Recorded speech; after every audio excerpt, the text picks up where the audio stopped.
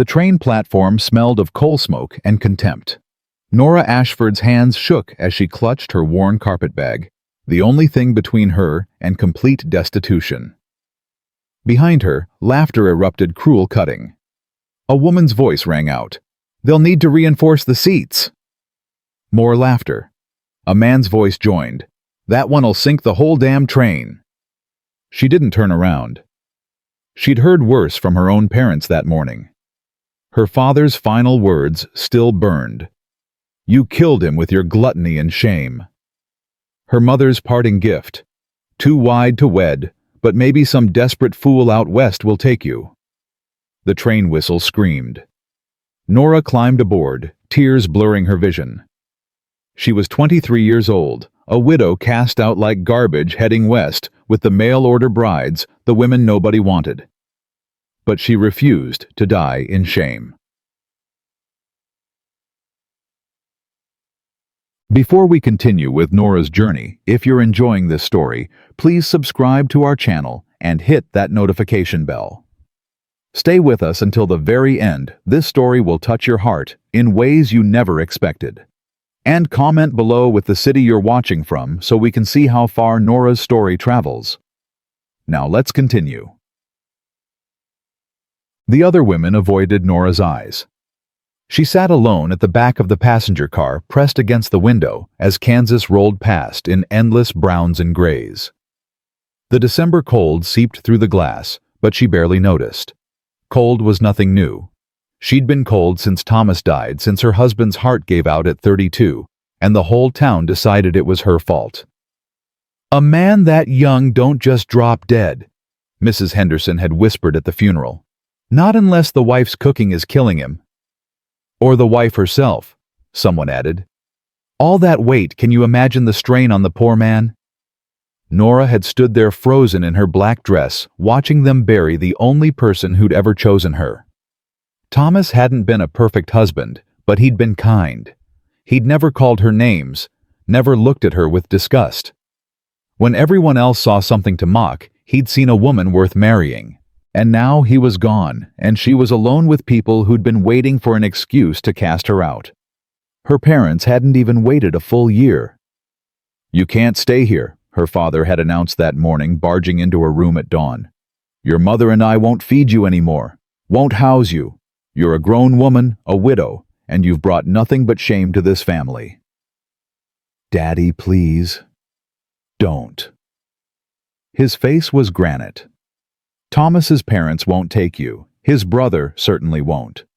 You've got no claim on their property, no inheritance. You've got nothing." Her mother appeared in the doorway, lips pursed. "We've bought you a ticket west. The mail-order bride program. Maybe some desperate rancher needs a cook badly enough to overlook everything." She said everything like it was a disease. "There's a train leaving at 9, her father continued. "You'll be on it. Pack your things. Just one bag."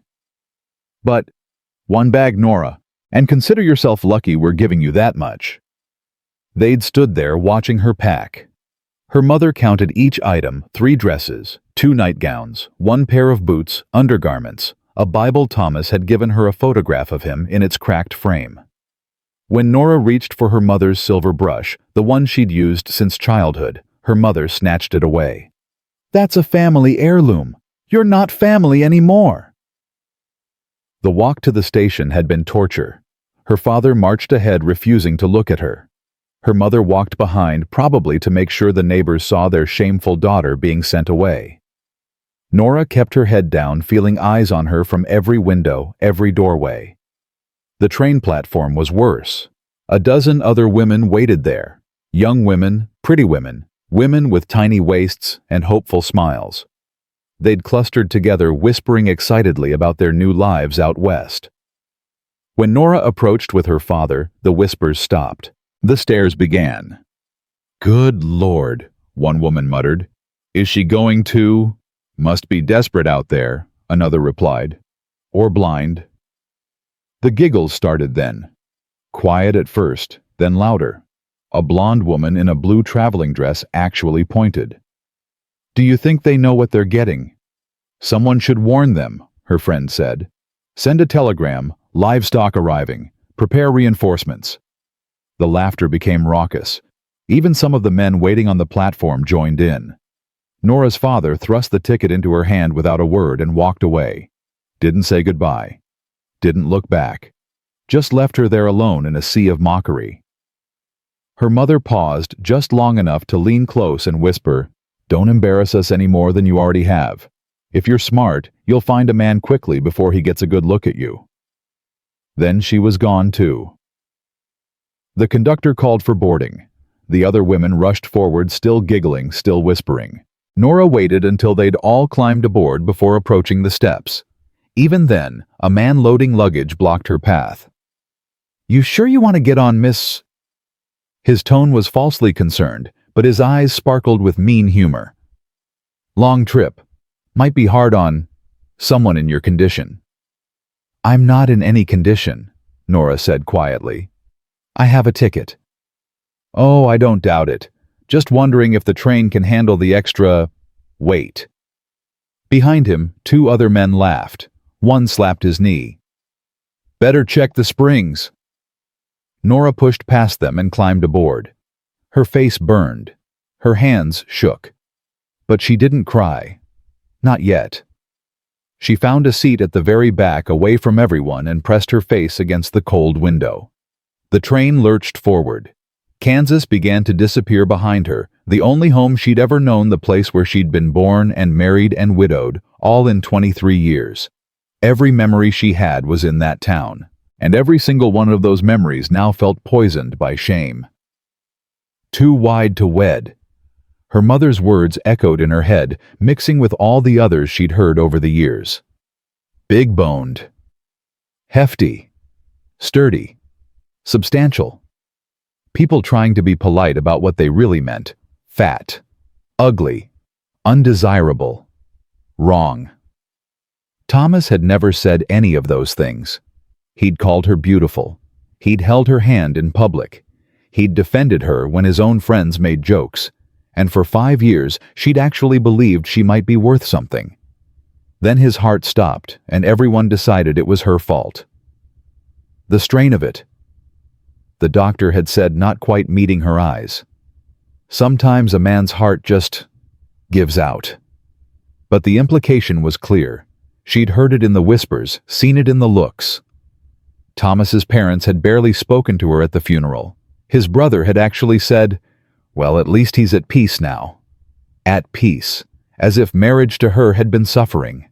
The train rolled westward for hours. Norah didn't move from her seat. Didn't eat the small lunch she'd packed. Didn't drink water. She just sat there, watching America scroll past, feeling hollower with every mile. The other mail-order brides eventually settled down, their excited chatter fading into quiet conversations and naps. But occasionally, Norah would catch one of them glancing back at her quick, furtive looks, followed by whispers to a companion. Once, she heard the word unfortunate. Another time, pity. She didn't want their pity. She didn't want anything from them. By the time evening fell and the conductor announced they'd be stopping soon in Ridgewood territory, Norah felt completely numb. This was it. The end of the line. She'd be paraded in front of strange men like livestock at auction, and whoever was desperate or drunk enough would claim her, and she'd spend the rest of her life as a joke in some frontier town. Or no one would claim her at all, and she'd be stranded with nowhere to go and no one to turn to. She wasn't sure which fate was worse. The train slowed. Through the window, Norah could see the platform approaching a rough wooden structure, nothing like the neat station back home. Lanterns flickered in the growing darkness. And men. So many men. They crowded the platform, jostling for position, craning their necks to see into the train windows. "Lord have mercy," one of the mail-order brides whispered. "Look at them all." "I hope mine is handsome," another said. "I hope mine has all his teeth." A third laughed nervously. The train shuddered to a stop. The conductor appeared, opening the door to the passenger car.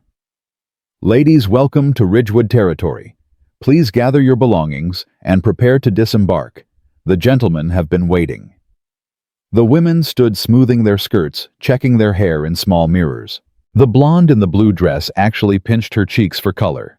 They filed out one by one, descending to the platform in a rustle of fabric and perfume. Norah waited until they'd all gone before standing. Her legs felt weak. Her bag seemed impossibly heavy. She made her way down the narrow aisle, her shoulders brushing both sides.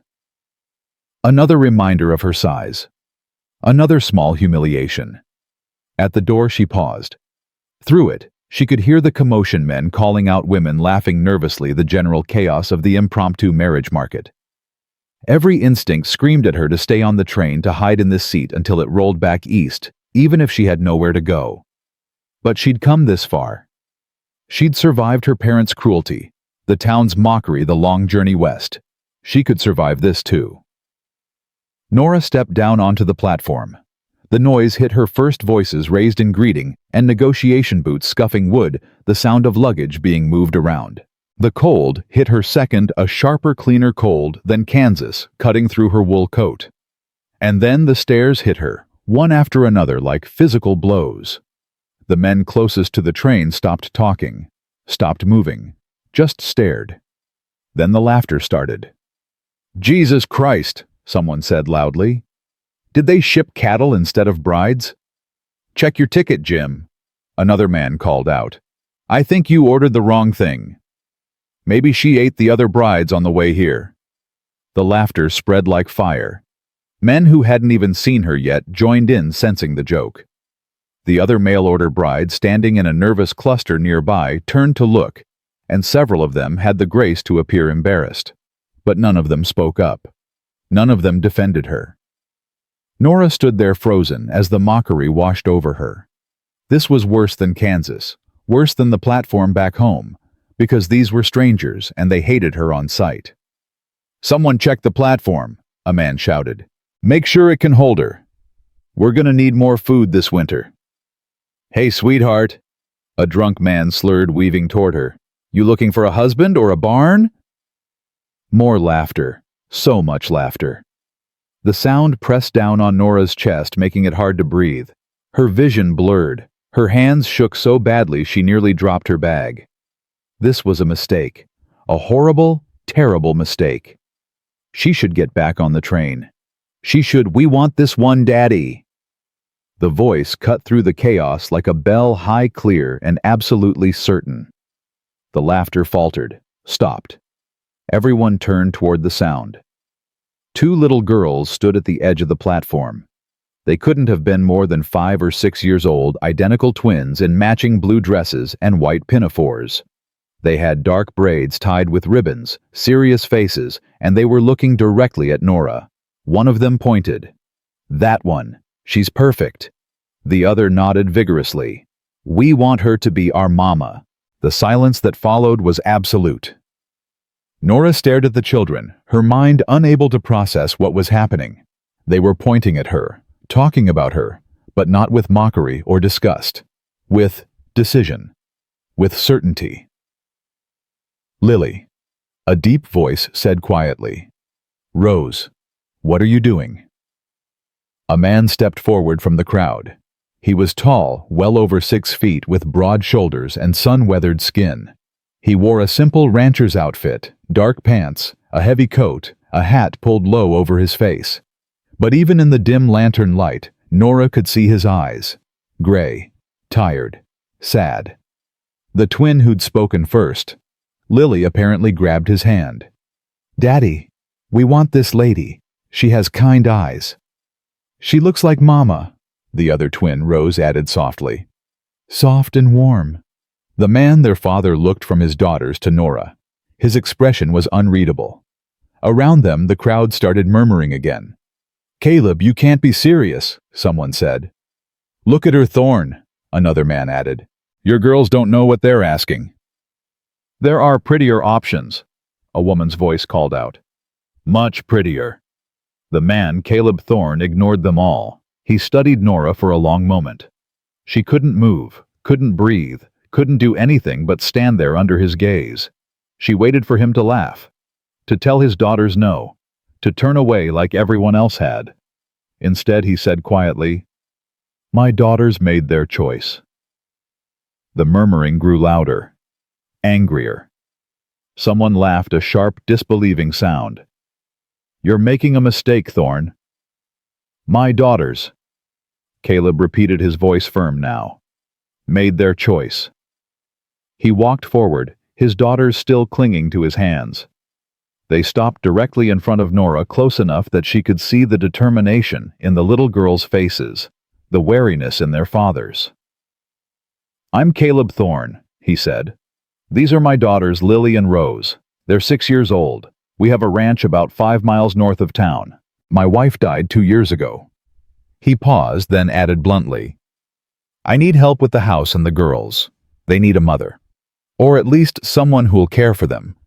I can offer room board and a legal marriage if you're willing, but I won't lie, it's hard work, the ranch is struggling and the girls can be a handful."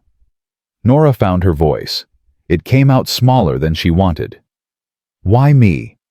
"Because," Lily said firmly before her father could answer, "you look sad like us. And we don't want a mama who's just pretty. We want one who understands." Rose nodded. "We've been sad for a very long time." Something in Norah's chest cracked open. These children, these beautiful, serious little girls, they saw her. Not her size, not her shame, not the thing everyone else fixated on. They saw her sadness and recognized it as something they shared. Norah's voice broke. She cleared her throat and tried again. "I don't know anything about ranching." "Can you cook?" Caleb asked. "Yes. Clean, mend clothes, take care of children. Yes, I was married before. I'm a widow. I know how to keep a house." Something flickered in Caleb's eyes. Understanding, maybe, or pity.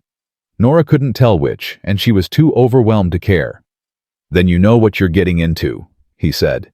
"A marriage of convenience. Partnership, not romance. I'll provide for you, and you'll care for the home and the girls. That's the arrangement." "Daddy," Lily protested. "You have to be nice to her. You have to—" "I'll be respectful," Caleb said firmly. "Always. But let's be clear about expectations." He looked back at Norah. "I'm not looking for love. I had that once. Lost it. I'm looking for help, and my daughters clearly want you specifically. So if you're willing, we can sign the papers tonight and head home. If not, that's your choice, and I'll respect it." Around them, the crowd was still murmuring. Norah could feel their eyes, their judgment. Someone laughed again, quieter this time, but still cruel. A woman whispered something about settling and desperation. But the little girls were still looking at her with those serious, hopeful eyes.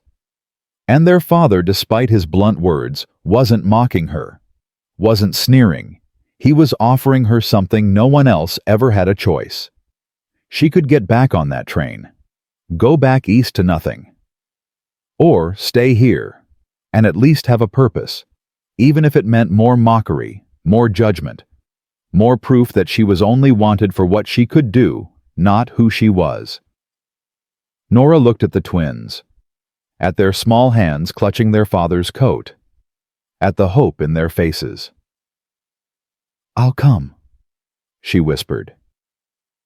Lily and Rose broke into identical smiles. "Really?" Rose breathed. "Really?" The girls lunged forward, wrapping their arms around Norah's legs. The impact nearly knocked her over, and she had to brace herself against her bag to stay upright. But their warmth, their immediate acceptance, it was more than she'd felt in months. "Thank you," Lily whispered against her coat. "Thank you for choosing us." "You chose me," Norah said, her voice thick with tears. "We did," Rose agreed happily. "We really did." Caleb cleared his throat. "There's a minister in town. We can sign the documents tonight, make it legal. Then we'll head home." He met Norah's eyes. "Last chance to change your mind." Norah looked at him, this quiet, sad man with his 2 grieving daughters. She thought about Kansas, about her parents' cruelty, about Thomas's grave, and the town that had cast her out. She thought about dying alone with no one to mourn her. "I won't change my mind," she said. Caleb nodded once. "Then let's go." He picked up her bag, lifting it easily despite its weight, and started walking. The twins grabbed Norah's hands, one on each side, pulling her along. As they left the platform, Norah heard the whispers start up again behind them. "Poor fool. She'll eat them out of house and home. Give it a month before he regrets it. Those poor children." But the twins squeezed her hands tighter, as if they could hear the whispers too, and wanted to protect her from them. And Caleb never looked back, never acknowledged the mockery, just kept walking with his shoulders squared and his head high. They'd chosen her. Despite everything. Despite what the whole world saw when they looked at her, these three people had chosen her. Norah didn't know if it was enough. Didn't know if she could survive more cruelty, more judgment.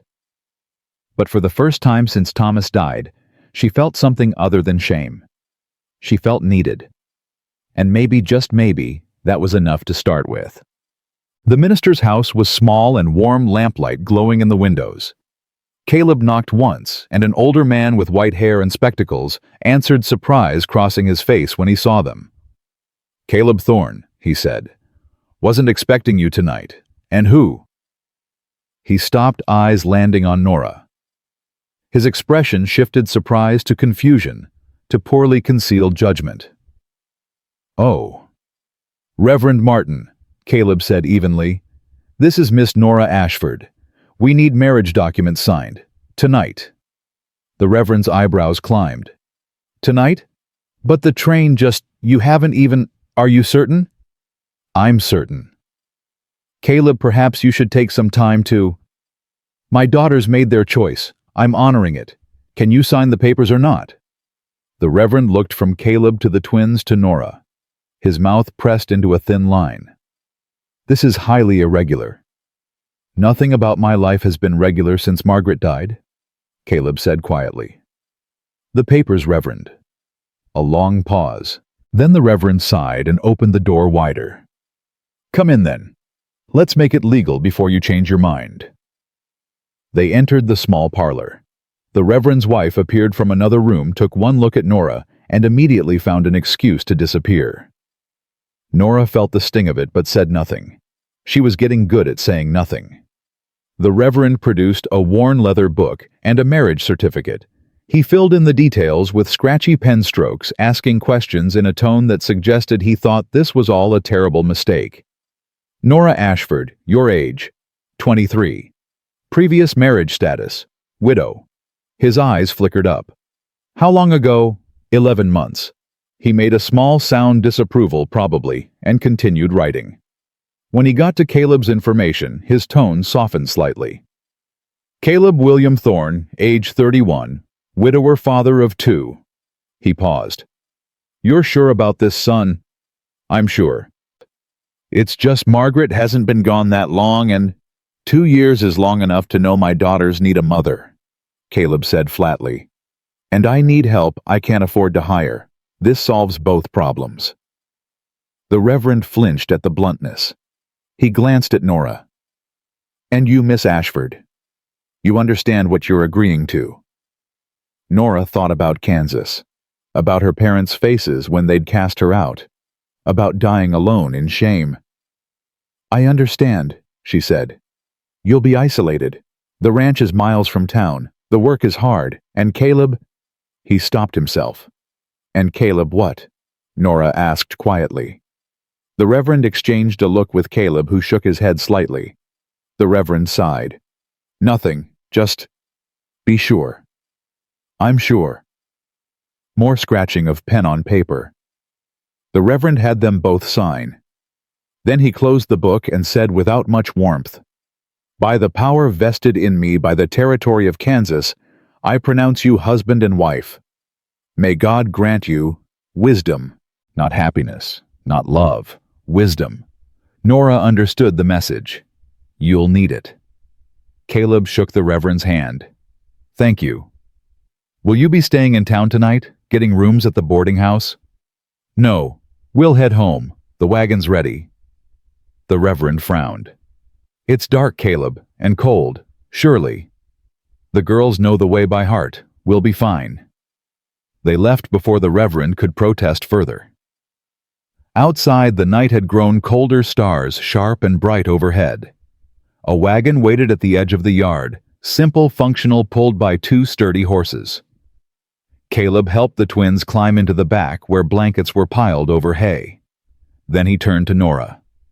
Can you climb up, or do you need help?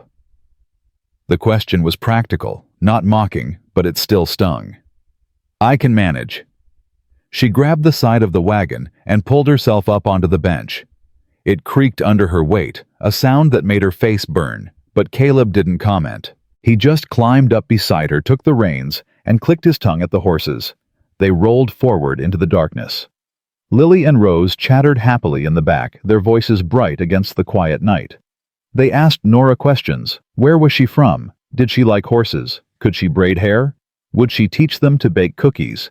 And Norah answered as best she could, her voice unsteady with exhaustion and overwhelming emotion. Caleb said nothing. He just drove his hands steady on the reins, his face hidden beneath his hat brim.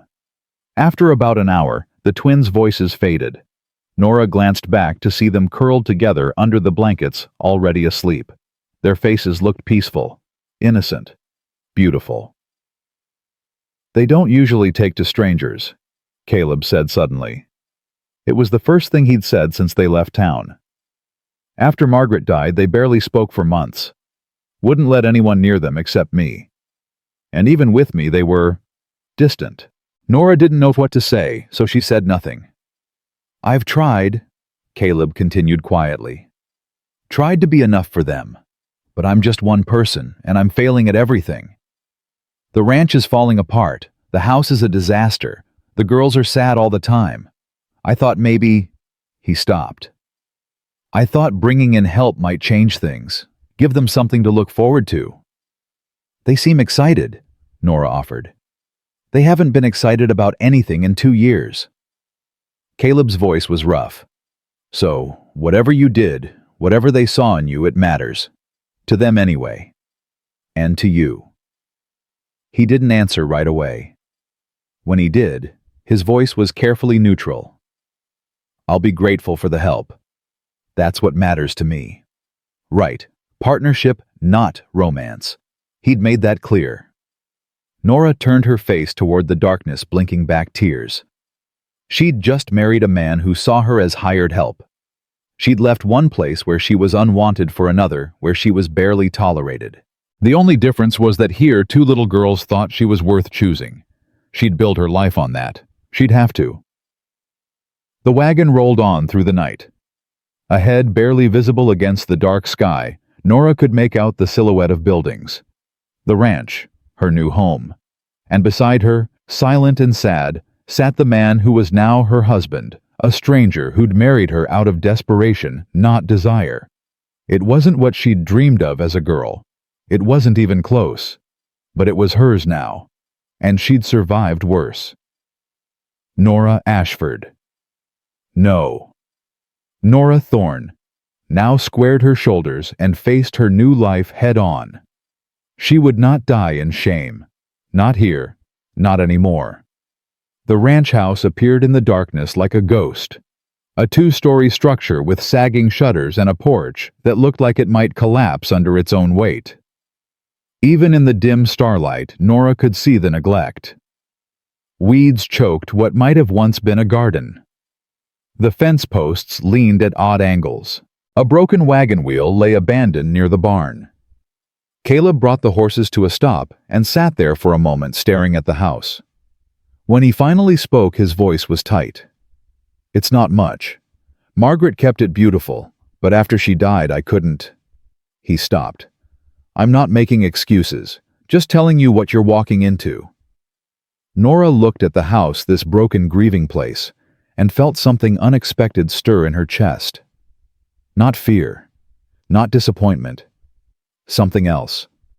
Something that felt almost like recognition. It's fine, she said quietly. Caleb climbed down and reached up to help her. His hands were strong, calloused, careful. He set her on the ground like she weighed nothing, then moved to wake the twins. They stirred slowly, rubbing their eyes half asleep as he carried them one by one into the house. Norah followed, clutching her bag. The front door stuck, and Caleb had to shoulder it open. Inside, the darkness was absolute until he lit a lamp. The flame caught, grew, and revealed the truth. The house was a disaster. Dishes piled in the wash basin. Dust covered every surface. Clothes lay scattered across furniture. The floor was tracked with mud. The curtains hung crooked, some torn. A child's toy, a wooden horse, lay on its side near the cold fireplace, abandoned like everything else. Caleb stood in the middle of it all, holding his sleeping daughters, and Norah could see the shame on his face. The defeat. He'd brought her here to help, but he clearly expected her to turn around and demand to be taken back to town. Instead, Norah set down her bag. "Where should I put the girls to bed?" Caleb blinked. You don't want to. Where do they sleep?" He led her upstairs to a small room with 2 narrow beds. The sheets were rumpled but clean, the only clean thing Norah had seen so far. Caleb laid the twins down gently, removing their shoes, but leaving them in their dresses. He pulled blankets over them and kissed each forehead. Then he stood there looking down at them with such naked love that Norah had to turn away. "There's another room," he said quietly. "Across the hall. It's empty now. You can sleep there. And you, I sleep downstairs. In the chair usually. Haven't been upstairs much since." He stopped. "The room's yours. There's a bed. Linens are in the closet. Might be dusty." "Thank you." They stood in the dark hallway, strangers bound by legal documents and desperate circumstances. Caleb cleared his throat. "I'll leave you to get settled. If you need anything, I'll be fine." He nodded and started down the stairs, then paused. "Norah." "Yes. The girls really do like you. They weren't playing pretend at the station. They meant it." "I know." "Good." Another pause. "Good night then." "Good night." She listened to his footsteps fade, then pushed open the door to the empty room. The lamp Caleb had left her cast long shadows across walls that had once been painted a soft yellow. A bed stood against one wall, stripped bare. A dresser waited beneath the window. A rocking chair sat in the corner, covered in dust. This had been someone's room. Margaret's maybe. Or a guest room that no one had needed in 2 years. Norah found sheets in the closet, dusty as promised, but intact. She made the bed slowly, her hands shaking from exhaustion. When she finally lay down still in her traveling dress, every muscle in her body ached. But she couldn't sleep. Her mind raced, replaying the day's impossible events. This morning she'd been cast out by her parents. Tonight she was married to a stranger and lying in a dead woman's house. She pressed her face into the pillow and finally let herself cry, great gasping sobs that she muffled in the fabric. She cried for Thomas, for her parents' cruelty, for every moment of mockery she'd endured. She cried for the life she'd lost and the uncertain life ahead.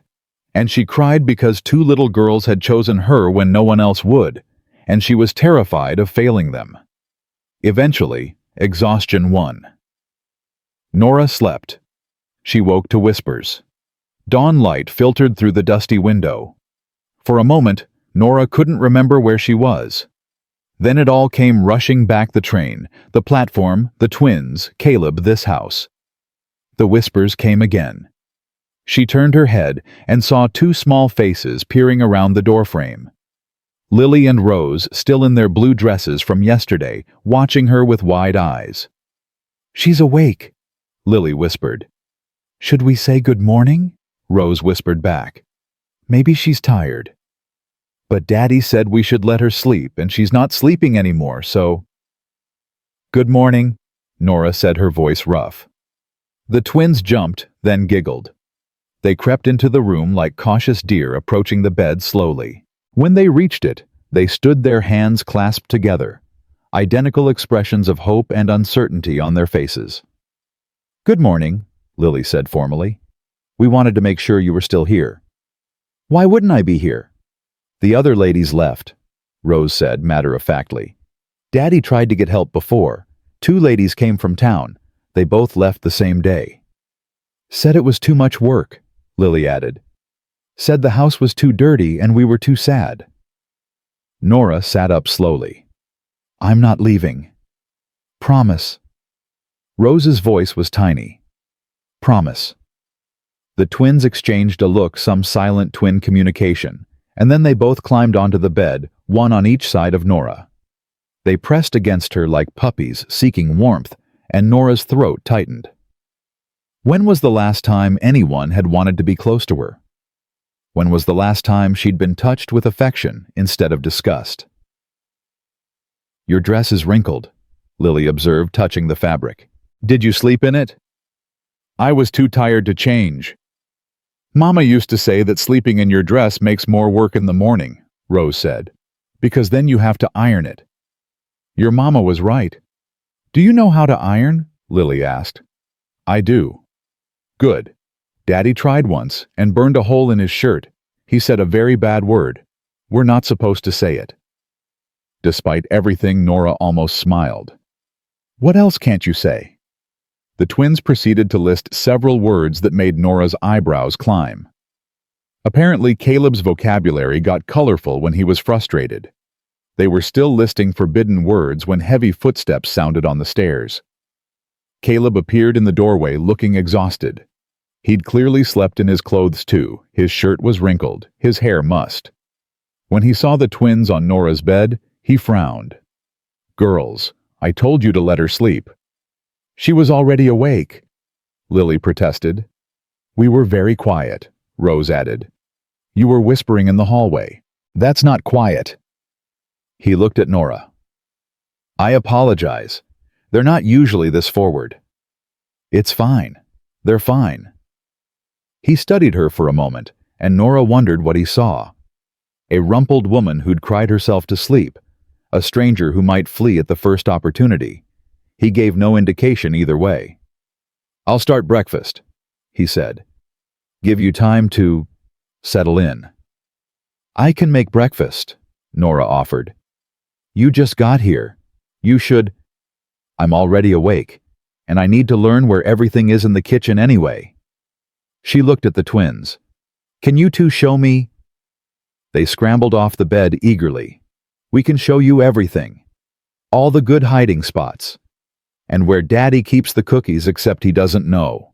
"We know, Lily," Caleb said warningly. She grinned, unrepentant. "Can we show her, Daddy? Please." He sighed. "Fine, but let her change first. Give her some privacy." The twins reluctantly filed out. Caleb lingered in the doorway. "There's a pump in the yard for washing. Outhouse is past the barn. The stove is temperamental, takes coaxing to get it hot. If you need anything, I'll ask." He nodded and left. Norah found her bag and pulled out a fresh dress, dark gray practical, patched in places but clean. She changed quickly, braided her hair, and splashed water from the basin on her face. Then she went downstairs to face her new life. The kitchen was worse in daylight. Every surface was cluttered or dirty or both. The stove was cold. The cupboards hung open, revealing a haphazard collection of dishes and half-empty containers. Someone had started a meal yesterday and abandoned it. A pot of something congealed sat on the counter, forgotten. Caleb stood in the middle of it, looking lost. When Norah entered, he gestured helplessly. "I usually just make porridge. The girls hate it, but it's filling, and I can't burn it too badly." "Do you have eggs?" "In the henhouse. Haven't collected them yet today." "Bacon bread." "Bacon in the cold cellar. Bread?" He frowned. "I think we're out. I was going to ride to town tomorrow." "Biscuits then.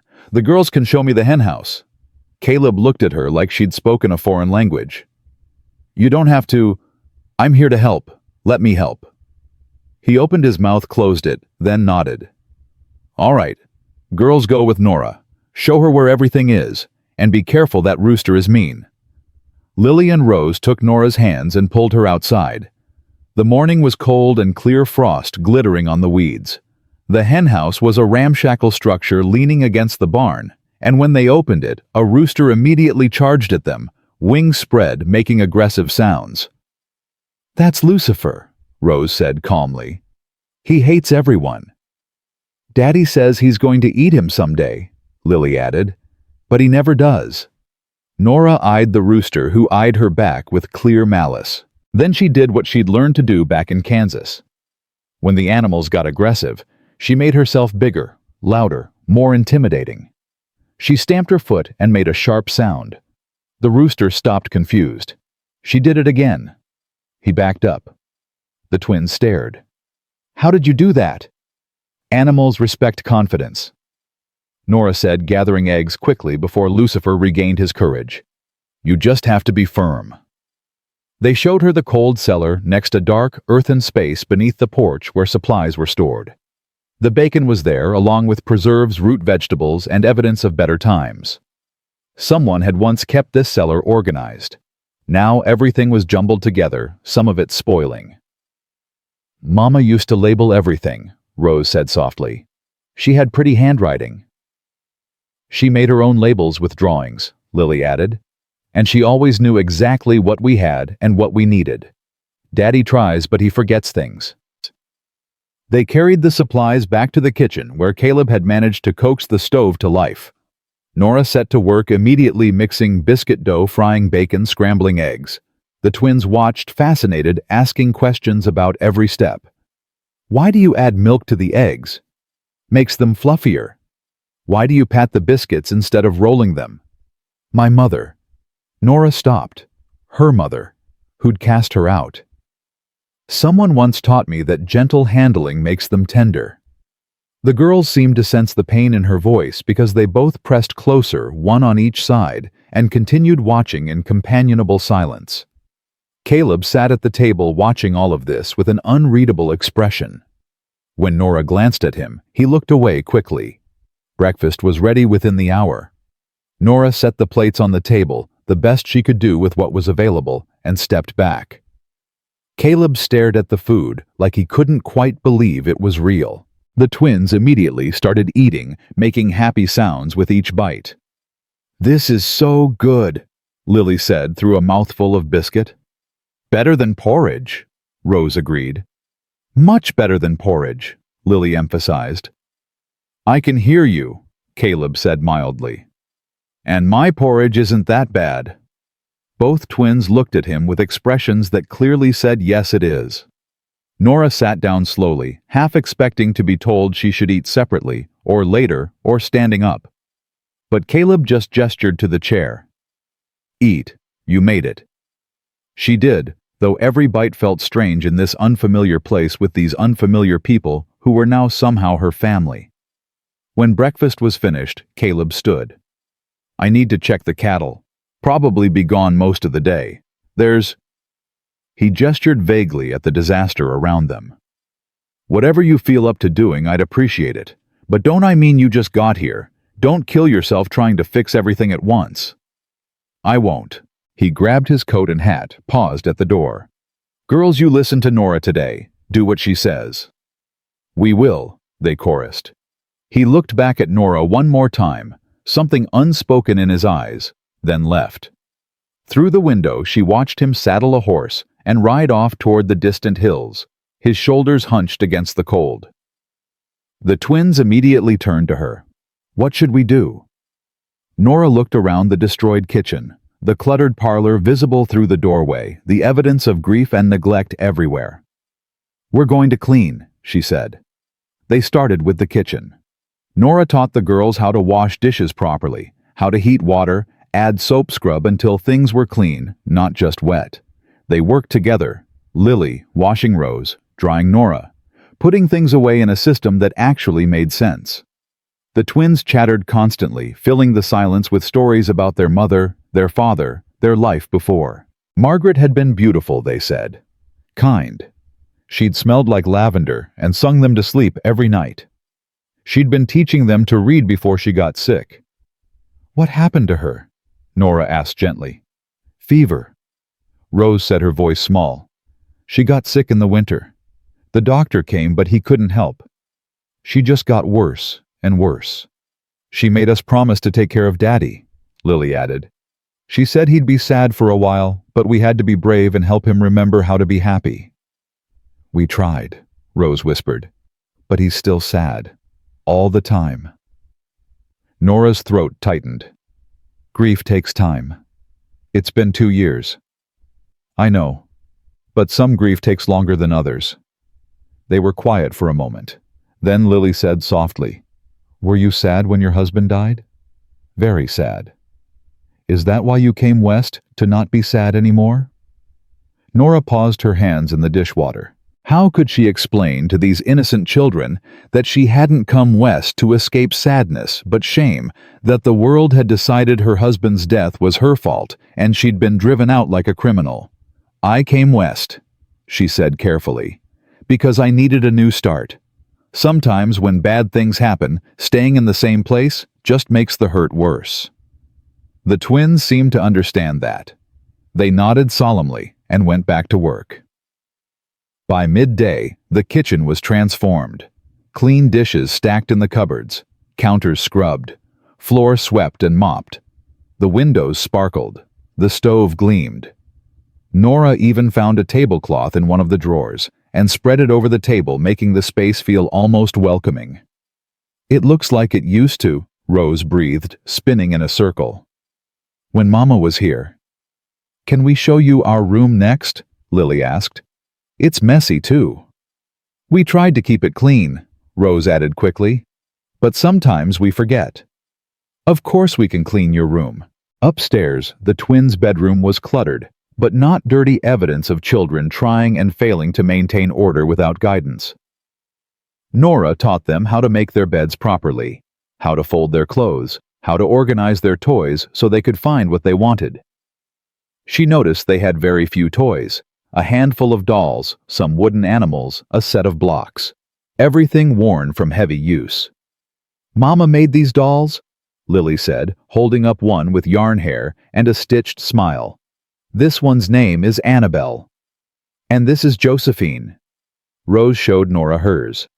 "Mama said when we're older, she'll teach us to sew so we can make our own."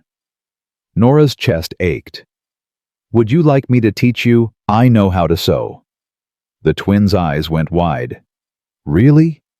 Really? Your mother was right. It's a good skill to have." They threw their arms around her simultaneously, nearly knocking her over.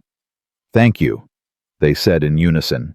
Norah held them, these little girls who'd lost their mother and were trying so hard to be brave, and felt something shift inside her. Maybe she was here because she had nowhere else to go. Maybe this marriage was just convenience and desperation.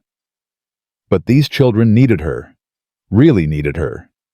And that mattered. That meant something. They worked through the afternoon, moving from room to room. The parlor was next, dusting furniture, beating rugs, organizing the books and papers scattered everywhere. Norah found letters Margaret had written still sitting unsealed on the desk. She didn't read them, just placed them carefully in a drawer. Whoever Margaret had meant to write to the words were private. By the time the sun started sinking, the house looked dramatically different. Not perfect, there was still so much to do, but no longer abandoned. No longer drowning in grief. The twins were exhausted, proud, and starving. "What's for dinner?" Rose asked. Norah had been thinking about that. She'd seen the supplies in the cold cellar, knew what she had to work with. "How about chicken and dumplings?" "What's that?" Something I learned to make a long time ago. Warm and filling. Good for cold nights." She sent them to collect more eggs and went to deal with the chickens. One unlucky hen became dinner. Norah was practiced at this, even if it wasn't pleasant. She worked quickly, efficiently, years of farm life making the process automatic. By the time Caleb returned, the house was warm with cooking smells and lamplight. He stopped in the doorway, staring. The twins rushed to him immediately. "Daddy, look, we cleaned everything. The whole house is different, and Norah's making chicken and dumplings. And she's going to teach us to sew. And she made Lucifer back down without even touching him." Caleb's eyes moved from his excited daughters to Norah, who stood at the stove stirring the pot. "You did all this in one day." The girls helped. "We helped a lot," Lily confirmed. "Though Norah did most of the work," Rose admitted. Caleb walked through the transformed kitchen, slowly taking in every detail. When he reached the table set with clean dishes and the old tablecloth, he stopped. His hand touched the fabric gently, and Norah saw his throat work. "This was Margaret's," he said quietly. "Her grandmother made it. I'd forgotten we even had it. If you'd rather I didn't use it." "No." His voice was rough. "No, she'd want it used. She'd want the house to look like this again. I just couldn't. I haven't been able to." He stopped, turning away. "Thank you. For today." "You're welcome." Dinner was quiet. The twins were too tired to chatter much, and Caleb seemed lost in thought. But Norah noticed him looking around the kitchen constantly, as if trying to reconcile this warm, clean space with the disaster it had been this morning. After dinner, he helped clean up, without being asked. They worked in silence, and Norah was hyper-aware of his presence. This man she'd married less than 24 hours ago. This stranger who was now her husband. He was careful not to touch her, not to get too close, maintaining that invisible wall between them. When the twins started yawning, Norah took them upstairs to prepare for bed. She helped them into nightgowns, braided their hair, tucked them in. They asked her to stay to tell them a story, and she did, making up something about a brave princess and two clever twins who saved a kingdom. By the time she finished, both girls were asleep, their faces peaceful. Downstairs, Caleb sat at the table, a cup of coffee in his hands. He looked up when she entered. "They went down easy." "Very easy. They worked hard today." "They're not usually so helpful, or so happy." He paused. "You're good with them." "They're easy to be good with." "No, they're not. They've been difficult for 2 years. Sad, withdrawn, sometimes angry. Today, they were—" He shook his head. "Like they used to be. Before." Norah sat down across from him, uninvited, but too tired to stand. "They're grieving. Children grieve differently than adults. Sometimes all they need is permission to be children again." "How do you know that?" "I was a child once. I lost people too." She didn't elaborate. Caleb studied her over his coffee cup. "You never said where you're from, just that you're a widow." "Kansas, a small town. Not worth mentioning." "Family?" "No." The word came out harder than she intended. "Not anymore." He heard the finality in her voice and didn't push. Instead, he said, "This arrangement, I meant what I said at the Reverend's house. Partnership, not romance. I need help with the house and the girls. You need a place to live. That's the agreement." "I understand. But I also want to be clear, I'll treat you with respect. I'll provide for you. I won't—" He stopped, choosing words carefully. "I won't demand anything you're not willing to give. This marriage can be whatever we both agree it should be." Norah looked at him, this sad, exhausted man trying so hard to do right by everyone. "And what if I'm willing to give more than just housework?" His eyes snapped to hers, wary. "What do you mean?" "I mean, I've noticed this house has separate rooms, that you sleep downstairs, that you talk about your wife like she died yesterday instead of 2 years ago." She kept her voice gentle. "I'm not trying to replace her. But if we're married, we're married. And maybe eventually—" "No."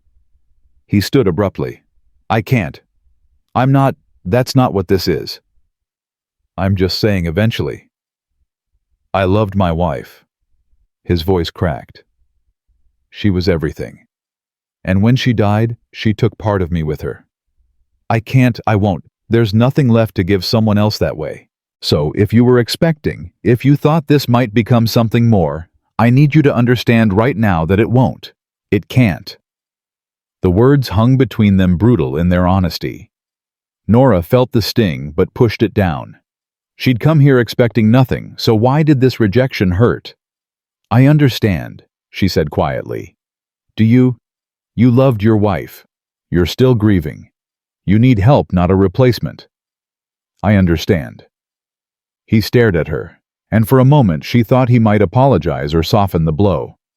Instead, he just nodded. Good. As long as we're clear. We're clear. Then I'll say good night. He grabbed his coat. I'm going to check the barn.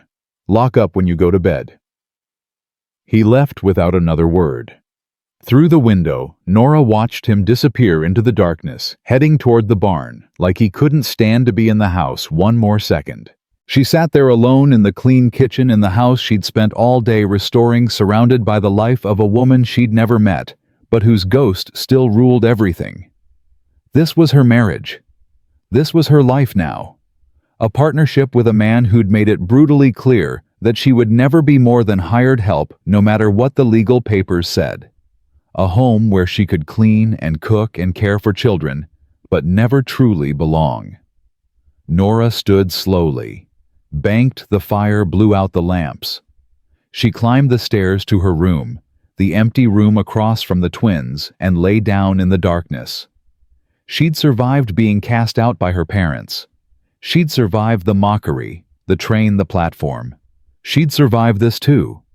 Even if surviving meant spending the rest of her life loving children who weren't hers and sleeping alone in a dead woman's house while her husband grieved someone she could never replace.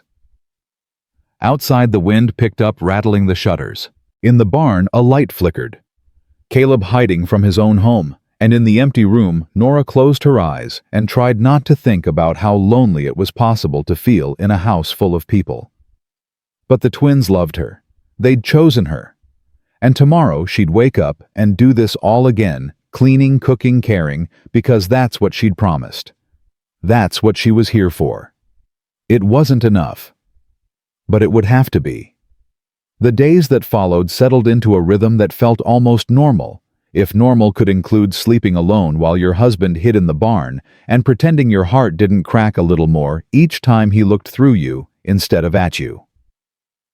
Norah woke before dawn every morning. She'd learned quickly that Caleb rose with the sun, and having breakfast ready when he came in from the early chores seemed to ease some of the tension between them. Not all of it. Never all of it, but enough that they could exist in the same space without the silence feeling quite so suffocating. The twins were her salvation. They followed her everywhere, chattering constantly, asking questions, helping with tasks in their earnest, clumsy way. Lily had a gift for organization, arranging things in neat rows and patterns. Rose had gentler hands, better for delicate work like mending or kneading dough. Together, they were exhausting and wonderful. And Norah found herself grateful for every moment they demanded her attention, because it meant less time to think about the man who shared her name, but nothing else. 3 weeks into her new life, Norah was kneading bread when Caleb came in from the barn earlier than usual. His face was tight with worry. "Storm's coming," he said without preamble. "Big one by the look of those clouds. I need to get the cattle moved to the near pasture before it hits." Norah looked out the window. The sky to the west had gone an ugly gray-green, and the wind had picked up, making the trees bend and sway. "How long do we have?" "Hour, maybe 2. I'm riding out now." He grabbed his heavy coat from the peg. "Keep the girls inside. Make sure all the shutters are latched. If it gets bad, take them to the cellar." "The cold cellar?" "No, the storm cellar. Behind the house. You haven't been down there yet." She shook her head. He hesitated, clearly torn between explaining and leaving immediately. "It's a dugout, built into the hill. Door's heavy, but it opens easy. There's lanterns, blankets, supplies. If the wind gets dangerous, that's where you go. Understand?" "I understand. Don't wait too long. These prairie storms, they move fast and they're mean." He was already heading for the door. "I'll be back as soon as I can." "Caleb." She didn't know what she meant to say. "Be careful. Come back safe. Don't leave us here alone." But he was already gone, the door slamming behind him as he ran toward the barn. The twins appeared at Norah's elbow, drawn by their father's urgent tone. "Is it going to be a bad storm?" Lily asked, pressing close. "Your father thinks so." Mama hated storms, Rose said quietly. She used to take us to the cellar and sing to us so we wouldn't be scared. Well, we'll do the same if we need to. But first, let's get the house ready. She sent the girls to check every window while she finished with the bread working faster now. The dough went into the oven. It would have just enough time to bake before the storm hit. She filled every pot and bucket with water from the pump, remembering how her mother had done the same before storms back in Kansas. If the wind got bad enough to damage the pump or contaminate the well, they'd need clean water. Outside, the sky grew darker. The wind picked up howling around the corners of the house. Norah could see Caleb in the distance riding hard, trying to move the cattle. Even from here she could tell it was taking too long. The cattle were scattered and the storm was moving faster than he'd predicted. "Girls," Norah called, "get your warmest coats. We might need to go to the cellar." They ran to obey, and Norah pulled the bread from the oven. It was barely done, but it would have to do. She wrapped it in a towel, grabbed a basket, started throwing in supplies. Food, water, the Bible from her room, a blanket. Thunder rumbled long and low. The twins came back bundled in their coats holding hands. Their eyes were wide. "It's getting dark," Lily whispered. "Like nighttime, but it's not nighttime. That's just the storm clouds blocking the sun, nothing to worry about." But Norah was worried. She kept glancing out the window, watching Caleb push the cattle, watching the wall of dark clouds race across the prairie toward them. Lightning flickered inside the clouds, not striking down, just illuminating them from within, making them look like something alive and angry. The wind hit first. Not gradually, but all at once, a massive gust that shook the house and sent loose items flying across the yard. The twins screamed. Norah grabbed them both, pulling them close. "It's all right. Houses are strong. We're safe." But even as she said it, she heard wood groaning, shutters banging despite being latched. The storm was going to be worse than Caleb had thought. Much worse. She looked out the window again. Caleb was riding back, but he was still too far away. The cattle were finally moving in the right direction, but slowly, so slowly. And behind him, the storm wall was nearly on top of him, a churning mass of wind and rain, and something that looked almost solid. Thunder cracked so loud, it felt like the world splitting open. Both twins buried their faces in Norah's skirts, crying now. She held them, trying to think. The cellar. They needed to get to the cellar. But Caleb wasn't back yet, and leaving the house meant abandoning him to the storm without even knowing they were safe. "Listen to me," Norah said, crouching down to the twins' level. "We need to go to the cellar now. Can you be brave?" They nodded, tears streaming down their faces. "Hold on to me. Don't let go no matter what." She grabbed the basket with one hand and took Rose's hand with the other. Lily grabbed Rose's other hand. Together they ran for the back door. The wind nearly knocked them over. It was like running into a wall, solid, pushing back, stealing the air from their lungs. Norah leaned into it, pulling the girls along. Rain started falling, huge drops that stung like thrown pebbles. Lightning cracked across the sky so bright it left after images. The cellar door was exactly where Caleb had said, built into the hillside behind the house. Wooden doors laid almost flat against the earth. Norah dropped the basket and grabbed the iron ring, pulling.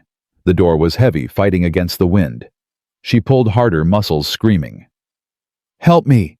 she shouted to the twins. They grabbed the door too, their small hands next to hers, all of them pulling together. The door finally gave, swinging up and open. Below, stone steps disappeared into darkness. "Down now." The twins scrambled down the steps. Norah grabbed the basket and followed, pulling the door down behind them. It fell with a heavy thud, cutting off the wind's scream and plunging them into absolute darkness. For a moment, they all just stood there, breathing hard, hearts pounding. Then Norah remembered Caleb had said there were lanterns. She felt along the wall, found a shelf, found the smooth glass of a lantern. Matches were beside it. Her hands shook as she struck one, touching it to the wick. Light bloomed, pushing back the darkness. The cellar was small but well-made, stone walls, a packed earth floor, shelves with supplies. Blankets were stacked in one corner. A barrel of water stood against one wall. Caleb had prepared this space for exactly this situation. The twins huddled together on the steps, still crying. Norah spread a blanket on the floor and guided them to it, wrapping another blanket around their shoulders. Above them the storm roared. They could hear it even through the earth, and wood wind, howling rain, hammering thunder, rolling continuously like cannon fire. "Where's Daddy?" Rose sobbed. "He's still out there. He knows what to do in storms," Norah said, trying to keep her voice steady even as her own fear clawed at her throat. "He'll find shelter. He'll be fine." But she didn't know that. Didn't know anything except that Caleb was somewhere out in that nightmare, while she was safe underground with his daughters. "Tell us a story," Lily begged. "Like Mama used to. Please." Norah's mind was blank with fear, but she forced herself to focus. "All right, let me think." She pulled them close, one girl tucked under each arm. Once upon a time, there were two brave princesses who lived in a castle on the prairie. She talked, making up the story as she went, borrowing pieces from fairy tales she remembered and inventing the rest. The princesses faced a dragon made of wind and rain. They were scared, but they held each other's hands and remembered their mother's love made them strong. They sang songs to keep the dragon away. They were braver than they knew. The twins gradually stopped crying. They listened occasionally, asking questions, sometimes adding their own details to the story. But every time the thunder crashed, especially loud, or the wind made a sound like something tearing, they flinched and pressed closer to Norah. Time passed strangely in the cellar.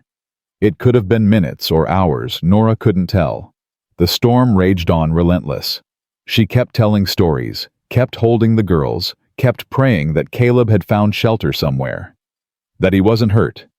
That he wasn't trying to get back to the house in this chaos.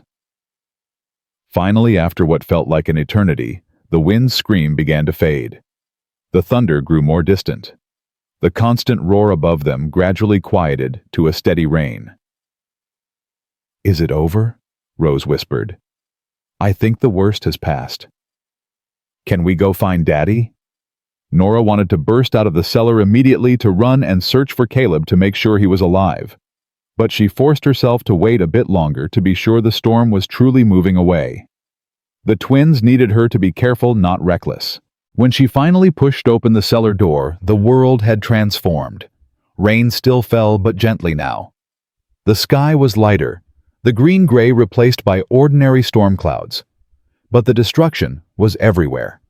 Tree branches littered the yard. The fence was down in places. Shingles had been torn from the barn roof. A window in the house was shattered. "Stay close to me," Norah ordered, and the twins obeyed, flanking her as they picked their way across the debris-strewn yard. The house had survived, though it had clearly taken a beating. Inside, water had blown in through the broken window, soaking the floor. The curtains were ruined, but the structure was sound. They were lucky. "Daddy!" Rose screamed, suddenly pointing. Norah's heart stopped. A rider was coming across the pasture, but he was moving wrong, slumped in the saddle, barely holding on. As he got closer, she could see it was Caleb, drenched and mud-covered, his face pale. She ran. The twins ran beside her. They reached him just as he was sliding from his horse, barely conscious. "I'm all right," he mumbled. "Just cattle stampeded. Got thrown. Need to—" He collapsed. Norah caught him, or tried to. He was too heavy, and they both went down in the mud. The twins were crying again, grabbing at their father.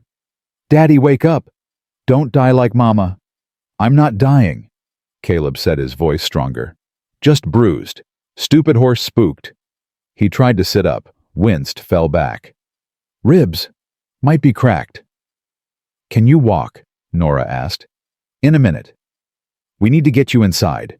You're soaked and hurt, and the last thing we need is you getting sick on top of everything else." She looked at the twins. "Lily, go open the door. Rose, help me get him up." Together they managed to get Caleb on his feet. He leaned heavily on Norah, one arm draped over her shoulders. She was acutely aware of his weight, his closeness, the way his breath hitched with pain each time he moved.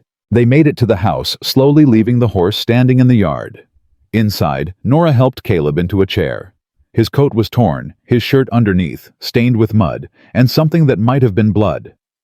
The twins hovered anxiously. "I need to check your injuries," Norah said. "The girls should—" "They can stay," Caleb said. "They've seen worse. When Margaret was sick—" He stopped, jaw tight. Norah carefully helped him out of his coat and shirt. His torso was a mess of bruises already turning purple. She felt along his ribs carefully, and he hissed in pain when she touched the left side. "Cracked like you thought. Maybe broken. We need to wrap them. There's bandages. Upstairs. Linen closet. Lily, can you get them?" Lily ran upstairs. Rose stayed holding her father's hand, her face streaked with tears. "You promised you'd be careful," she whispered. "I tried, sweetheart. Sometimes storms don't care about promises." Lily returned with the bandages, and Norah set to work wrapping Caleb's ribs tightly. He bore it in silence, though she could see the pain in every line of his face. When she finished, she helped him into a clean, dry shirt. "You need to rest," she said firmly.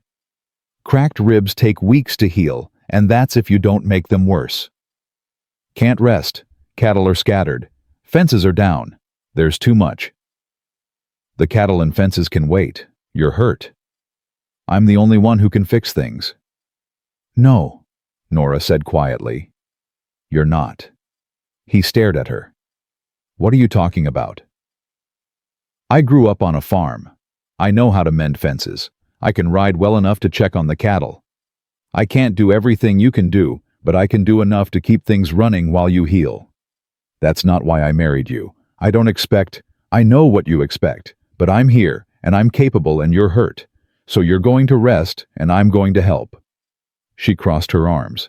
"Unless you'd rather argue about it until you pass out from pain and make everything worse." A ghost of a smile touched his lips. "You're stubborn. I've been called worse." He studied her for a long moment, something shifting in his eyes, surprise maybe, or respect. "The fences in the south pasture will need the most work. There's tools in the barn, and you'll need to count the cattle, make sure none are hurt or missing." "I'll handle it." "Norah." He paused, struggling with something. "Thank you for getting the girls to safety. For everything." It was the first time he'd said her name with something other than distance in his voice. The first time he'd acknowledged her as more than just hired help who happened to sleep under his roof. "You're welcome," she said softly. The next days were brutally hard. Caleb's injuries were worse than he'd admitted, not just cracked ribs, but a badly sprained wrist, and countless bruises that made every movement agony. He tried to hide it, tried to keep working, but Norah wouldn't let him. She took over the outdoor work, rising even earlier than usual to tackle the endless list of storm repairs. The twins helped where they could, but mostly Norah worked alone. She mended fences, her hands blistering and bleeding. She rode out to check the cattle, counting heads and looking for injuries. She cleared debris from the yard and patched the broken window and fixed the barn roof's worst spots. Every night she fell into bed, exhausted muscles screaming, only to wake before dawn and do it all again. Caleb watched her work from the porch when he could bear to stand that long. She'd catch him sometimes, his expression unreadable. Once, when she was struggling to lift a particularly heavy fence post, he started to come help despite his injuries. She'd glared at him so fiercely that he'd actually stopped, hands raised in surrender. "You're going to kill yourself," he said when she finally came in one evening covered in mud and barely able to walk. "I'm fine." "You're limping. So are you." She hung up her coat and headed for the wash basin. "Dinner will be ready in an hour." "Norah, stop." She turned. He was standing in the middle of the kitchen, his face tight with some emotion she couldn't read. The twins were upstairs, their voices drifting down as they played. "I can't keep letting you do this," Caleb said. "It's too much. I'm what? Too wide to mend fences. Too heavy to ride. Too much of a burden to actually be useful." The words came out bitter, edged with weeks of exhaustion and hurt. He looked shocked. That's not what I meant. Then what did you mean? I meant you're working yourself to death and it's not fair. I brought you here to help with the house and the girls, not to run the entire ranch while I sit here useless. You're not useless. You're hurt. There's a difference. But he gestured helplessly.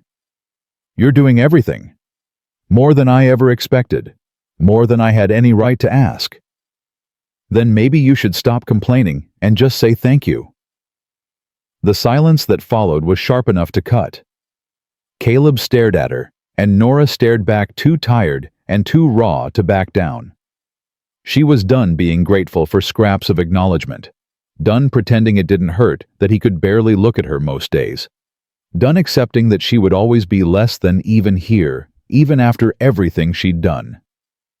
You're right, Caleb said finally, his voice quiet. Thank you. For everything you've done. Everything you're still doing. He stopped, then continued. I don't know how to do this. I don't know how to accept help. Margaret never, she was so capable. She never needed me the way I needed her.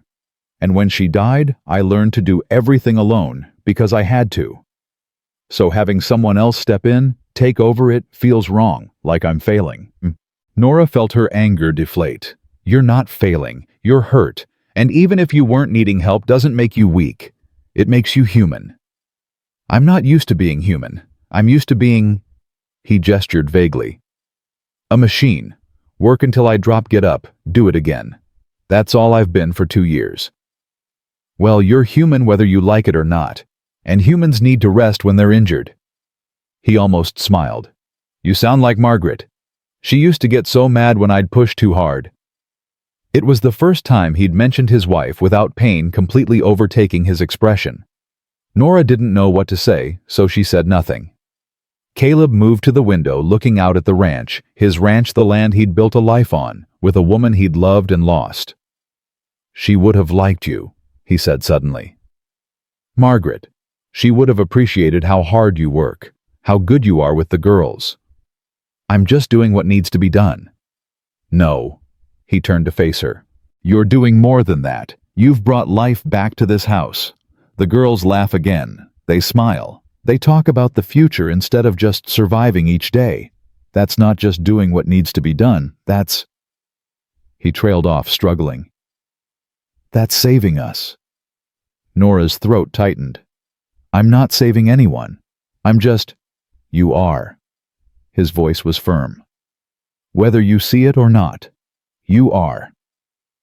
They stood there in the kitchen, the space between them feeling both impossibly wide and suddenly dangerously close. Norah wanted to say something to bridge that gap, to tell him that maybe she wasn't just saving them, maybe they were saving her too. That the twins had given her a reason to keep living when she'd had none. That even his distant presence was better than the complete isolation she'd faced back in Kansas. But before she could find the words, footsteps thundered on the stairs. The twins burst into the kitchen, breaking the moment. We're hungry, Lily announced. Is dinner ready yet? Rose added. Caleb stepped back, the walls coming up again in his expression. I'll set the table. You'll sit down and rest those ribs, Norah corrected. Lily, you and Rose set the table. Your father needs to stay still. For once, Caleb didn't argue. He sat and the twins buzzed around, setting out plates and silverware, chattering about the game they'd been playing. Norah cooked, acutely aware of Caleb watching her, of the conversation they'd almost had, hovering in the air between them. That night, after the girls were in bed and the house was quiet, Norah sat in her room trying to mend her work dress. The fabric was torn in 3 places from catching on fences and rough wood. Her hands were clumsy with exhaustion, and she kept missing the stitches. A knock on her door startled her. Yes. The door opened a crack. Caleb stood there, still dressed, looking uncertain. Can I come in? It's your house. It's your room. But he entered anyway, staying near the door, like he might need to escape. He saw what she was doing and frowned. That dress is ruined. It's fine, I can fix it. It's got more patches than original fabric. He paused. There's money. Not a lot, but enough. Tomorrow, when you go to town for supplies, get yourself something new. Something sturdy. I don't need... Yes, you do. You're doing work that tears up clothes. You need proper work dresses, not fancy things that can't handle the ranch. He shifted uncomfortably. And get yourself boots. Good ones. You can't keep working in those thin things. Norah looked down at her worn boots, the only pair she owned, brought from Kansas, already falling apart. That's a lot of money. You've earned it. He met her eyes. More than earned it. Caleb, I also wanted to say... He started again. Earlier when we were talking, I said things I shouldn't have. About Margaret. About how she'd like you. That wasn't fair. You're not her, and you shouldn't have to live up to her memory. I know I'm not her. But I keep comparing, keep measuring everything against how things were, and that's not fair to you. He ran a hand through his hair. This arrangement, this marriage, it was supposed to be simple. Partnership. Business. But it's not that simple, is it? No, Norah said quietly. It's not. I don't know how to do this, how to let someone in again, how to trust that they won't... He stopped. How to survive losing someone again. So you push everyone away before they can leave. He flinched. Maybe. That's not living, Caleb. That's just waiting to die. I know. His voice was barely a whisper. But I don't know how to do anything else. Norah wanted to go to him to offer comfort, to tell him that grief was a process and healing was possible. But she also knew he wasn't ready to hear that. Wasn't ready to accept that life could exist beyond survival. The girls need you, she said instead. Not the machine you've turned yourself into, the actual you. The father who loves them enough to keep trying even when everything hurts. I'm trying. I know you are. He nodded slowly, then turned to leave. At the door he paused. Norah, what I said before about this just being partnership, I meant it. But I also... He struggled with the words. I'm glad you're here. I want you to know that, even if I'm bad at showing it. Then he was gone, closing the door softly behind him. Norah sat there holding her ruined dress, tears streaming down her face. She was glad she was here too, despite everything. Despite the loneliness, the hard work, the knowledge that she would never be first in this man's heart.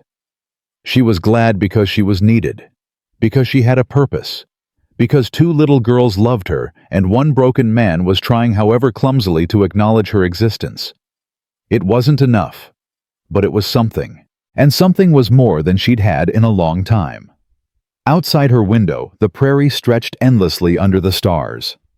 The storm had passed, leaving destruction in its wake, but also opportunity, a chance to rebuild, to repair, to start fresh. Maybe that's what they were all doing here. Finding ways to build new lives from the wreckage of the old ones. Maybe that was enough for now. The trip to town came 2 days later. Caleb insisted on going despite his ribs, but Norah could see the pain in every line of his body as he climbed onto the wagon seat. The twins sat in the back, excited for the outing, chattering about what they might see in town. Norah sat beside Caleb, hyper-aware of the space between them, closer than they'd been since the wedding night, close enough that his arm occasionally brushed hers when the wagon hit a rut. Each time it happened, she felt it like an electric shock, and each time he pulled slightly away, maintaining that careful distance. The town of Ridgewood hadn't changed in the weeks since Norah arrived. The same buildings lined the main street. The same people moved about their business. But this time, Norah noticed the stairs. People stopped what they were doing to watch the wagon pass. Women whispered behind their hands. Men exchanged looks. Ignore them, Caleb said quietly. I'm used to stairs. That doesn't make them right. He pulled the wagon up in front of the general store. The twins jumped down eagerly, but Norah hesitated. Through the store window, she could see Mrs. Henderson, the woman who'd laughed loudest at the train platform, standing at the counter. I can wait out here? Norah said. No. Caleb's voice was firm. You need supplies. You're going in. Caleb, you're my wife. You have every right to shop in this store. He climbed down, carefully wincing, and held out his hand to help her down. Come on. His hand was warm, strong, steady. Norah took it and let him help her, acutely aware of every eye on them. When her feet touched the ground, Caleb didn't immediately release her hand. Instead, he kept it for just a moment longer than necessary, a silent statement to everyone watching. Then, he let go and opened the store door. Inside, conversation stopped dead. Mrs. Henderson's mouth fell open. Two other women near the fabric display froze mid-sentence. The store owner, Mr. Patterson, looked up from his ledger, and his expression went carefully neutral. Caleb, he said. Good to see you. And Mrs. Thorne. The use of her married name felt deliberate, pointed. Norah couldn't tell if it was meant kindly or as a reminder of her place. Mr. Patterson, Caleb said. My wife needs supplies. Work clothes, boots, fabric if she wants it. Put it on my account. Of course. Mr. Patterson came around the counter. Mrs. Thorne, let me show you what we have. The twins immediately ran to the penny candy display, pressing their faces against the glass.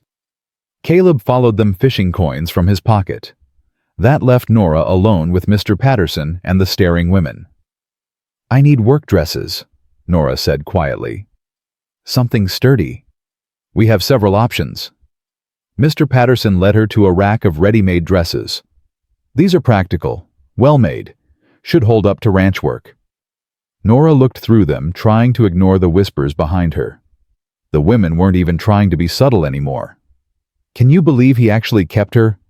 Those poor children, having to look at that every day. I heard she's doing men's work, mending fences, riding after cattle. It's unnatural. Well, what choice does he have? No decent woman would take that job. Norah's hands shook as she selected two dresses, both dark, both plain, both designed to hide as much of her body as possible. Mr. Patterson showed her the boots next, and she chose a pair that looked like they'd last, even though they were more expensive than she'd ever spent on shoes in her life. Anything else? Mr. Patterson asked. Thread, needles, some fabric for the girls, they need new dresses. Of course, the fabric's over. Is she buying clothes for those children? Mrs. Henderson's voice cut across the store, loud and sharp. Using Caleb's money like she has a right to it. Norah turned slowly. Mrs. Henderson stood with her arms crossed, her face twisted with disgust. The other two women flanked her, looking equally hostile. I'm their stepmother, Norah said quietly. I have every right. Stepmother. Mrs. Henderson laughed, ugly and mean. Is that what we're calling it? You trapped a desperate man with two motherless children, and now you're spending his money like, that's enough. Caleb's voice was cold as winter. He'd moved from the candy display without anyone noticing, and now he stood between Norah and the hostile women. The twins pressed against his legs, their faces frightened. Norah is my wife. She has every right to shop here, to use my account, and to buy whatever she or the girls need. If you have a problem with that, Mrs. Henderson, that's your problem, not ours. Caleb, I'm only thinking of you. No, you're thinking of gossip and cruelty, same as always. He turned to Mr. Patterson. Add the thread needles and enough fabric for 2 dresses. Also, I want sugar, flour, coffee, and whatever else my wife needs to run the household. If anyone here has a problem with that, they can take their business elsewhere, and I'll do the same. The store went silent. Mr. Patterson cleared his throat. No problem at all, Caleb. I'll get everything together. Good. Caleb looked back at Mrs. Henderson. And for your information, Norah's been running my ranch almost single-handedly for 2 weeks while I recovered from injuries. She's mended fences, checked cattle, repaired storm damage, and kept my house and children cared for. So before you judge her, maybe ask yourself if you could do half of what she's done. Mrs. Henderson's face went red. I never... Yes, you did. You've been judging her since the moment she arrived. All of you have. He looked at each woman in turn. My wife doesn't owe you anything. Not explanations, not justifications, nothing. She's earned her place in my home and in this town. If you can't see that that's your failing, not hers." He turned back to Norah, and his expression softened slightly. "Pick out whatever else you need. Take your time. The girls and I will be outside." He ushered the twins out, leaving Norah standing there shaking tears threatening. Mr. Patterson busied himself gathering supplies deliberately, not looking at anyone. The hostile women had gone silent, but Norah could feel their resentment like a physical weight. She selected fabric quickly blue for lily pink for Rose, and added it to her pile. Her hands were still shaking. "Mrs. Thorne," Mr. Patterson said quietly when he was ringing up her purchases. "For what it's worth, I think Caleb's a lucky man. The whole town knows those children were fading away before you came. Now they're thriving. That counts for something." "Thank you," Norah whispered. "Don't let the gossips get to you. Small towns talk. It's what they do. But talk fades. Good work speaks louder." He wrapped her purchases in brown paper and carried them to the wagon. Caleb was waiting with the twins, who were each clutching a stick of peppermint candy. He took the packages from Mr. Patterson and loaded them carefully. The ride back to the ranch was quiet. The twins sucked their candy content. Caleb stared at the road ahead, his jaw tight. Norah sat beside him, trying not to cry, trying not to think about the hatred in those women's voices. Finally, when they were well away from town, Caleb spoke. "I'm sorry." "For what?" "For bringing you into this, into all the judgment and cruelty." He glanced at her. "I knew people would talk, but I didn't realize how vicious they'd be. I'm used to it." "You shouldn't have to be used to it. You shouldn't have to accept cruelty as normal." His hands tightened on the reins. Margaret never people loved Margaret. She was beautiful and kind, and everyone adored her. I never had to defend her existence. Never had to watch people mock her to her face. I'm not Margaret. I know. That's not what I... He stopped, frustrated. "I'm trying to say you deserve better. Better than this town's judgment. Better than marrying a man who can barely look at you without seeing his dead wife. Better than working yourself to death on a failing ranch." "Maybe I don't think I deserve better." He turned to look at her fully, and there was something fierce in his eyes. "Then you're wrong." The words hung between them, surprising them both. Norah didn't know what to say. Caleb looked away, first clearing his throat, but something had shifted. Some wall had cracked just slightly. When they reached the ranch, Caleb unloaded the supplies while Norah took the twins inside. She was putting away the groceries when she heard voices outside, angry voices. She went to the window and saw 3 men on horseback talking to Caleb. "Can't believe you actually kept her, Thorne," one of them was saying. "Thought you'd come to your senses." "My marriage is none of your business, Tucker." "It is when you're making the whole town look bad. People are talking about how desperate we must be out here, taking in any woman off the mail-order train, no matter how." "Finish that sentence and you'll regret it." Caleb's voice was deadly quiet. "Just saying there were prettier options, younger options, women who actually look like they could..."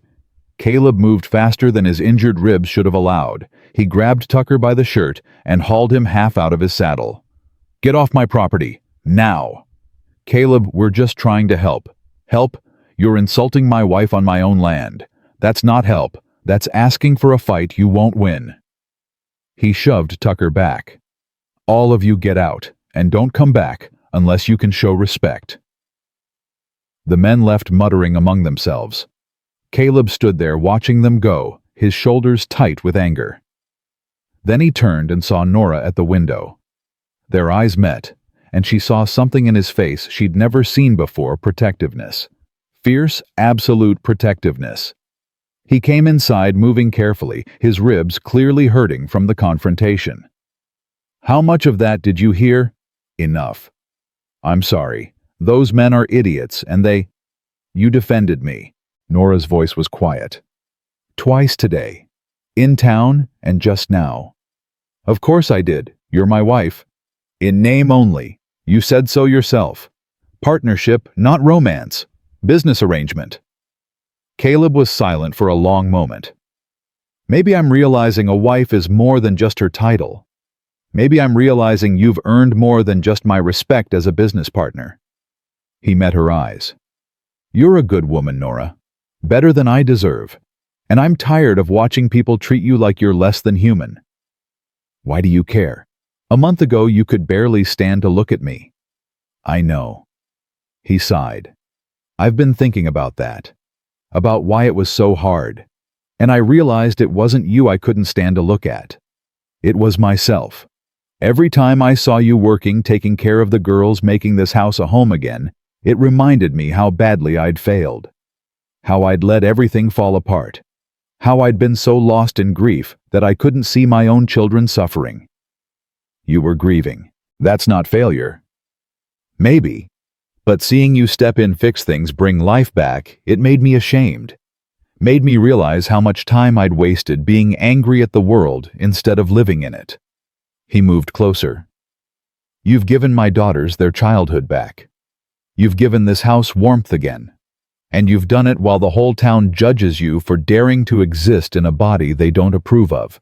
That takes strength I don't have." Norah felt tears threatening again. "I'm not strong. I'm just surviving." "That's what strength is. Surviving when the world wants you to break." The moment stretched between them, fragile and important. Then Lily's voice called from upstairs, breaking it. "Norah, can we try on the fabric? Please." Caleb smiled slightly. "You should go. They've been excited about new dresses all day. What about you? I need to rest these ribs before I make them worse." He paused. "But Norah, thank you, for today. For not letting them break you. They can't break what's already been broken and rebuilt." She went upstairs, leaving him standing in the kitchen, something thoughtful and almost soft in his expression. The next weeks brought an unexpected thaw. Caleb's ribs healed slowly, and as they did, he started helping more around the ranch, but he also accepted Norah's help without the previous shame and resistance. They worked together, falling into a rhythm that felt almost natural. He'd mend a fence while she checked the cattle. She'd cook while he played with the twins. They moved around each other like dancers, learning a complicated routine, occasionally bumping, but gradually finding their steps. The twins blossomed. They had their new dresses, which they wore with pride. They learned to sew under Norah's patient instruction, making uneven stitches in scraps of fabric. They laughed more, played more, seemed lighter somehow. And they called Norah Mama more often now, the title slipping out naturally before they'd catch themselves and look worried. "It's all right," Norah told them every time. "You can call me Mama if you want to." "But what about our real Mama?" Rose asked, once her voice small. "Will she be sad if we forget her?" "You won't forget her. She'll always be your Mama. Your first Mama, the one who gave you life and loved you from the very beginning. I'm just your second Mama, the one who gets to love you now. There's room in your hearts for both of us." The twins had thrown their arms around her, and Norah had held them close, feeling blessed and heartbroken all at once. She loved these children, loved them so much it terrified her. What if Caleb changed his mind? What if someone convinced him to send her away? What if she lost them like she'd lost everything else? One evening, after the twins were asleep, Norah was darning socks by lamplight when Caleb came in from his final check of the barn. He poured himself coffee and sat across from her, which was unusual. Usually he stayed on his side of the kitchen, maintaining that distance. "Church is this Sunday," he said. Norah's hands stilled. "Oh. We should go, all of us, as a family." "Caleb, after what happened in town?" "Exactly. After what happened in town, we should go. Show them we're not ashamed. That we're a real family, not some shameful arrangement." He looked at her over his coffee cup. "Unless you don't want to go." "I don't care about what they think." "I know, but I do. I care that my wife should be able to attend church without being mocked. I care that my daughters should be able to hold your hand in public without seeing you hurt." He set down his cup. "We're going. And if anyone has anything to say about it, they'll say it to my face." Sunday came too quickly. Norah dressed the twins in their new dresses, braided their hair with ribbons, made them look like the beautiful children they were. She wore one of her new dresses, still plain, still dark, but clean and well-fitted. Caleb wore his Sunday best, which made him look almost like a stranger. Handsome, formal, younger than the grief-worn man she'd become accustomed to. The ride to town was tense. The twins chattered nervously. Caleb's jaw was set. Norah prayed silently that this wouldn't become a disaster. The church was a small white building on the edge of town. People were gathering outside, talking in clusters, enjoying the mild morning. When the thorn wagon appeared, the conversations died. Everyone turned to stare. Caleb climbed down and helped Norah down, making it deliberate, making it clear. Then he took Lily's hand. Norah took Rose's. Together, the four of them walked toward the church. The crowd parted. No one spoke. They just stared, some with curiosity, some with judgment, some with barely concealed hostility. Norah kept her head high, refusing to show fear even though her heart was pounding. They reached the steps. Reverend Martin stood at the door, his expression complicated. "Caleb, Mrs. Thorne, girls." "Reverend," Caleb said evenly. "We're here for service." "Of course. Everyone is welcome in God's house." But his tone suggested he had reservations. They entered the church. Every pew was full of watching eyes. Caleb led them to a pew near the front, bold, deliberate, refusing to hide. They sat the twins between them, and Norah could feel the weight of judgment pressing down on her shoulders. The service began.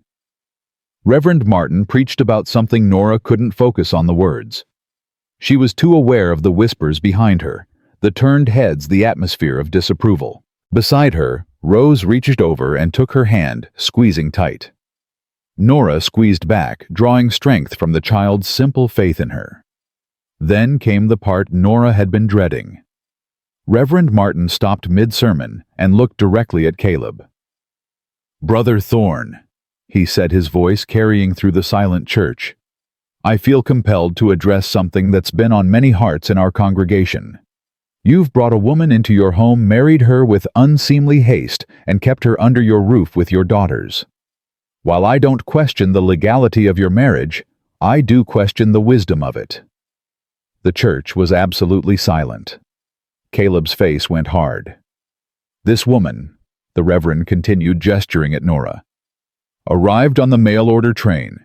We know nothing of her character, her past, her suitability as a mother and wife. Yet you've given her authority over your children and your household. Some in this congregation worry that you've been hasty, that grief and desperation have clouded your judgment." "Are you finished?" Caleb's voice was ice. "I'm speaking out of concern." "No." Caleb stood, and the sudden movement made several people gasp. "You're speaking out of judgment and prejudice. You want to question my wife's character? Let me tell you about her character." He turned to face the congregation, and Norah wanted to sink through the floor. The twins held her hands tighter. "When I was hurt in the storm," Caleb said, his voice ringing through the church, "this woman ran my entire ranch, mended fences, checked cattle, repaired buildings, did work that most men couldn't do, and did it while keeping my house and caring for my children.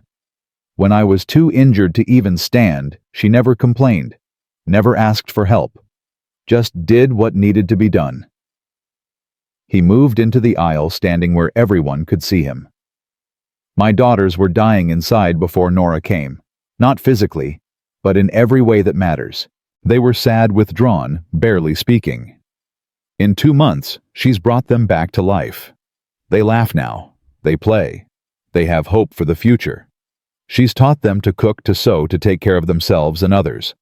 She's given them everything a mother should give, and she's asked for nothing in return except to be treated with basic human decency."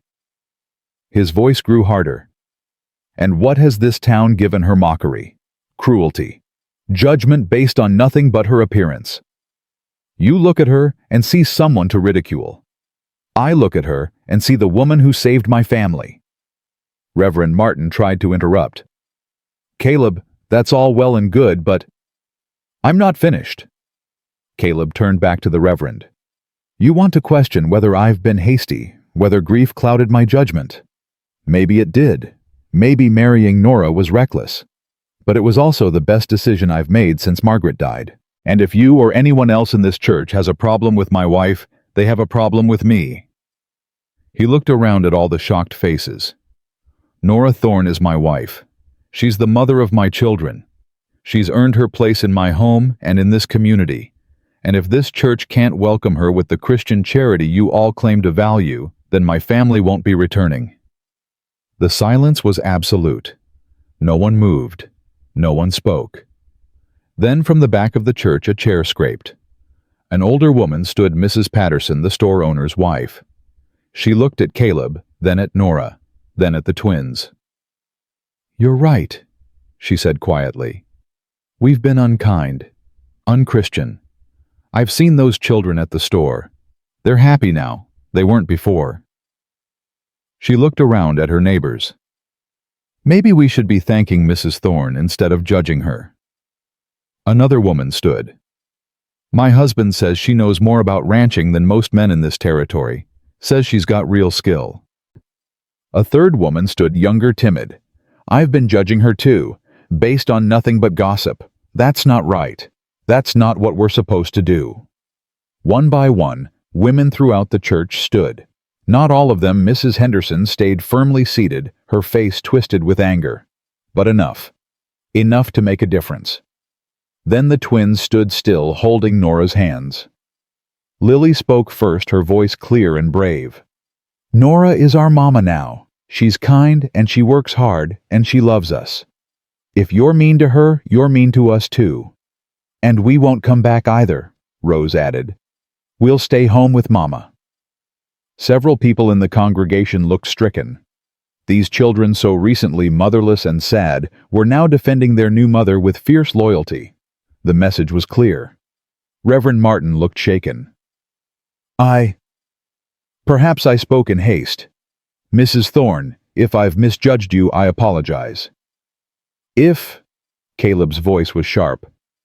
"I apologize," the Reverend repeated more firmly. "You're welcome in this church. Your whole family is welcome." Caleb looked at Norah. "Is that enough for you?" She found her voice, though it shook. "I don't need their approval. I just need yours." Something shifted in his eyes, surprise, respect, and something else she couldn't name. "You have it. You've always had it, even when I was too stubborn to say so." He held out his hand. She took it, and together they walked back down the aisle, the twins behind them. People watched, some with approval, now some still with judgment, but all with a new understanding that the Thornes were a united family, and insulting one meant insulting all. Outside in the sunlight, Caleb finally released Norah's hand. His face was flushed, his jaw tight. "I'm sorry. I should have defended you sooner, from the beginning. I should never have let them treat you that way. You defended me today. That's what matters." "Is it enough?" Norah looked at him, this complicated, grieving man who'd just stood up for her in front of his entire community. Who'd claimed her as his wife, not just in name, but in truth. Who'd made it clear she belonged. "Yes," she whispered. "It's enough."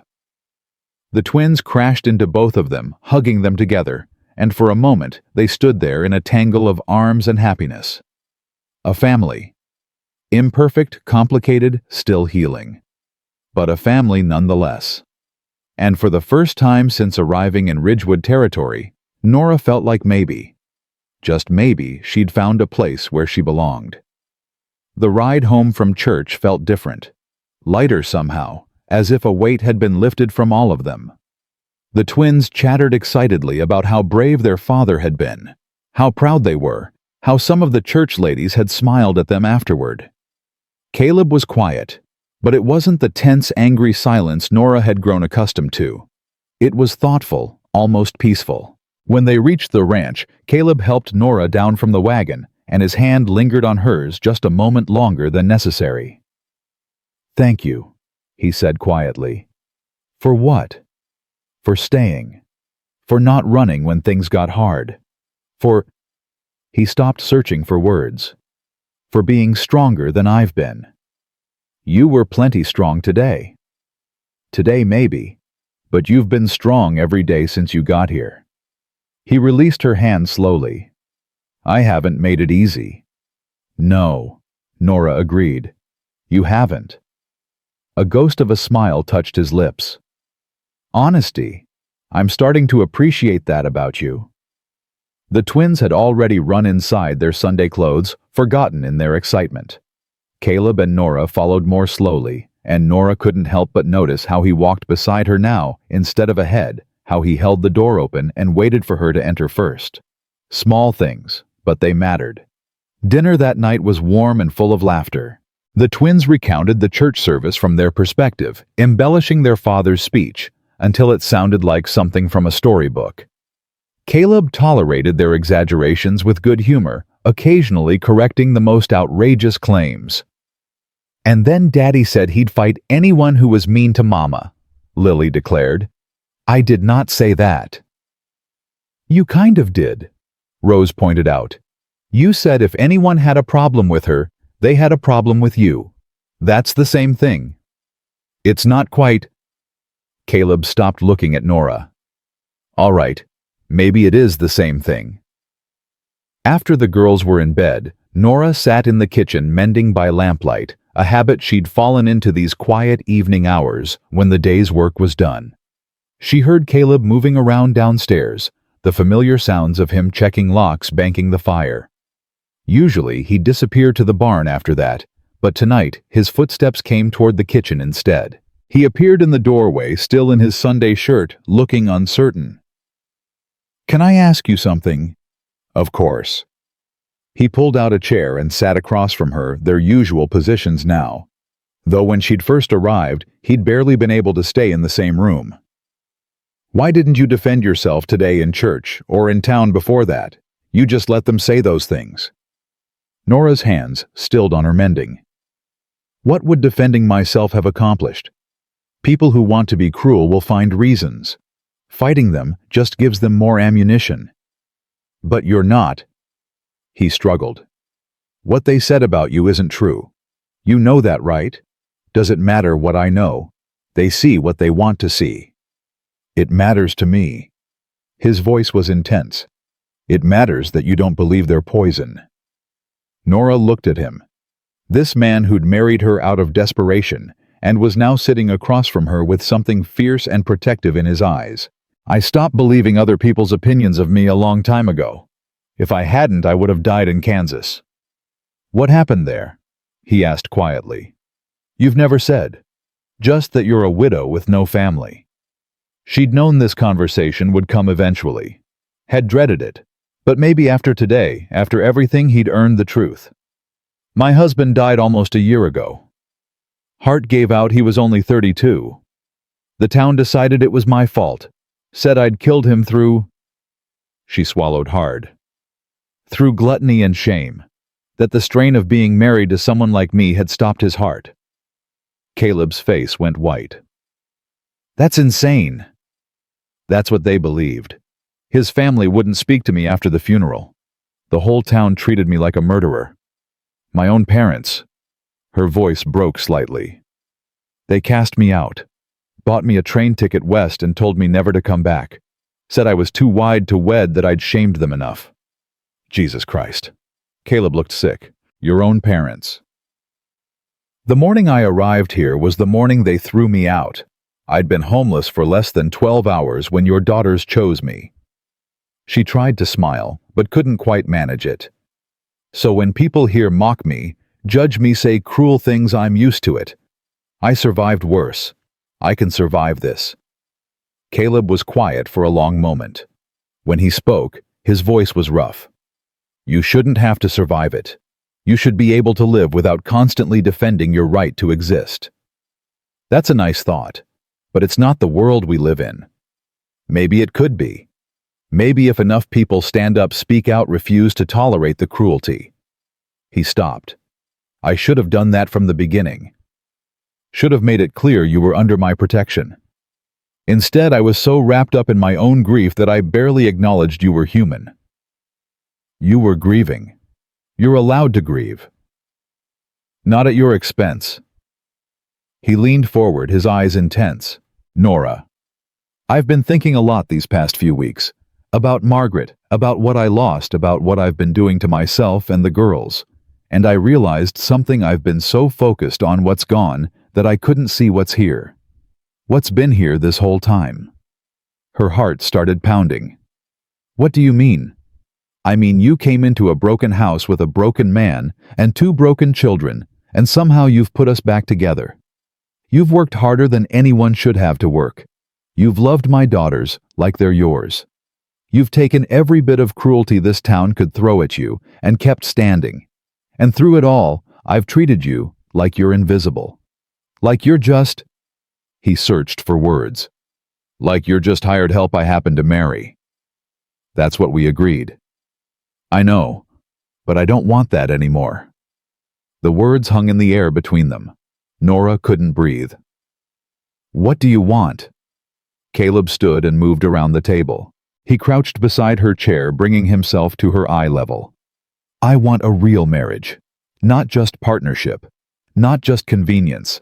I want... He took her hand carefully, like it was something precious. I want to stop sleeping in the barn. I want to stop pretending I don't care. I want to try, really try to build something real with you. Tears spilled down Norah's cheeks. You loved Margaret. I did. I still do. But Margaret's gone, and holding on to her ghost isn't honoring her memory. It's just killing me slowly. His thumb rubbed gentle circles on her hand. She would have hated what I've become. She would have loved you. And I think maybe I'm starting to understand why. Caleb, I'm not asking you to replace her. I'm not even asking you to love me. God knows I haven't given you reasons to. I'm just asking if maybe we could try, really try, to be husband and wife, not just 2 people sharing a house. Norah looked into his eyes and saw vulnerability there, raw and real. This man who'd been so distant, so locked in grief, was opening himself up, offering her something she'd stopped hoping for. I'm not easy to love, she whispered. The whole world has made that clear. The whole world is wrong. He said it with such conviction that more tears fell. You're kind, strong, patient, capable. You're beautiful in ways that matter. And if I've been too blind to see it until now, that's my failing, not yours. You called me beautiful. Her voice was barely audible. You are. Not in the way the world measures these things, maybe, but in the ways that matter absolutely. He reached up and gently wiped away her tears. So will you try? Will you let me try to be the husband you deserve? She wanted to say yes, wanted to so badly it hurt. But fear held her back, fear of being vulnerable again, of opening her heart only to have it crushed. What if you change your mind? What if you wake up one day and realize you've made a terrible mistake? Then I'll still honor my commitment to you. But Norah, I don't think that's going to happen. I think I've already been changing my mind for weeks. I just didn't want to admit it. Why not? Because admitting I could care for someone again meant admitting Margaret was really gone. Meant letting go of the pain, and the pain was all I had left of her. He paused.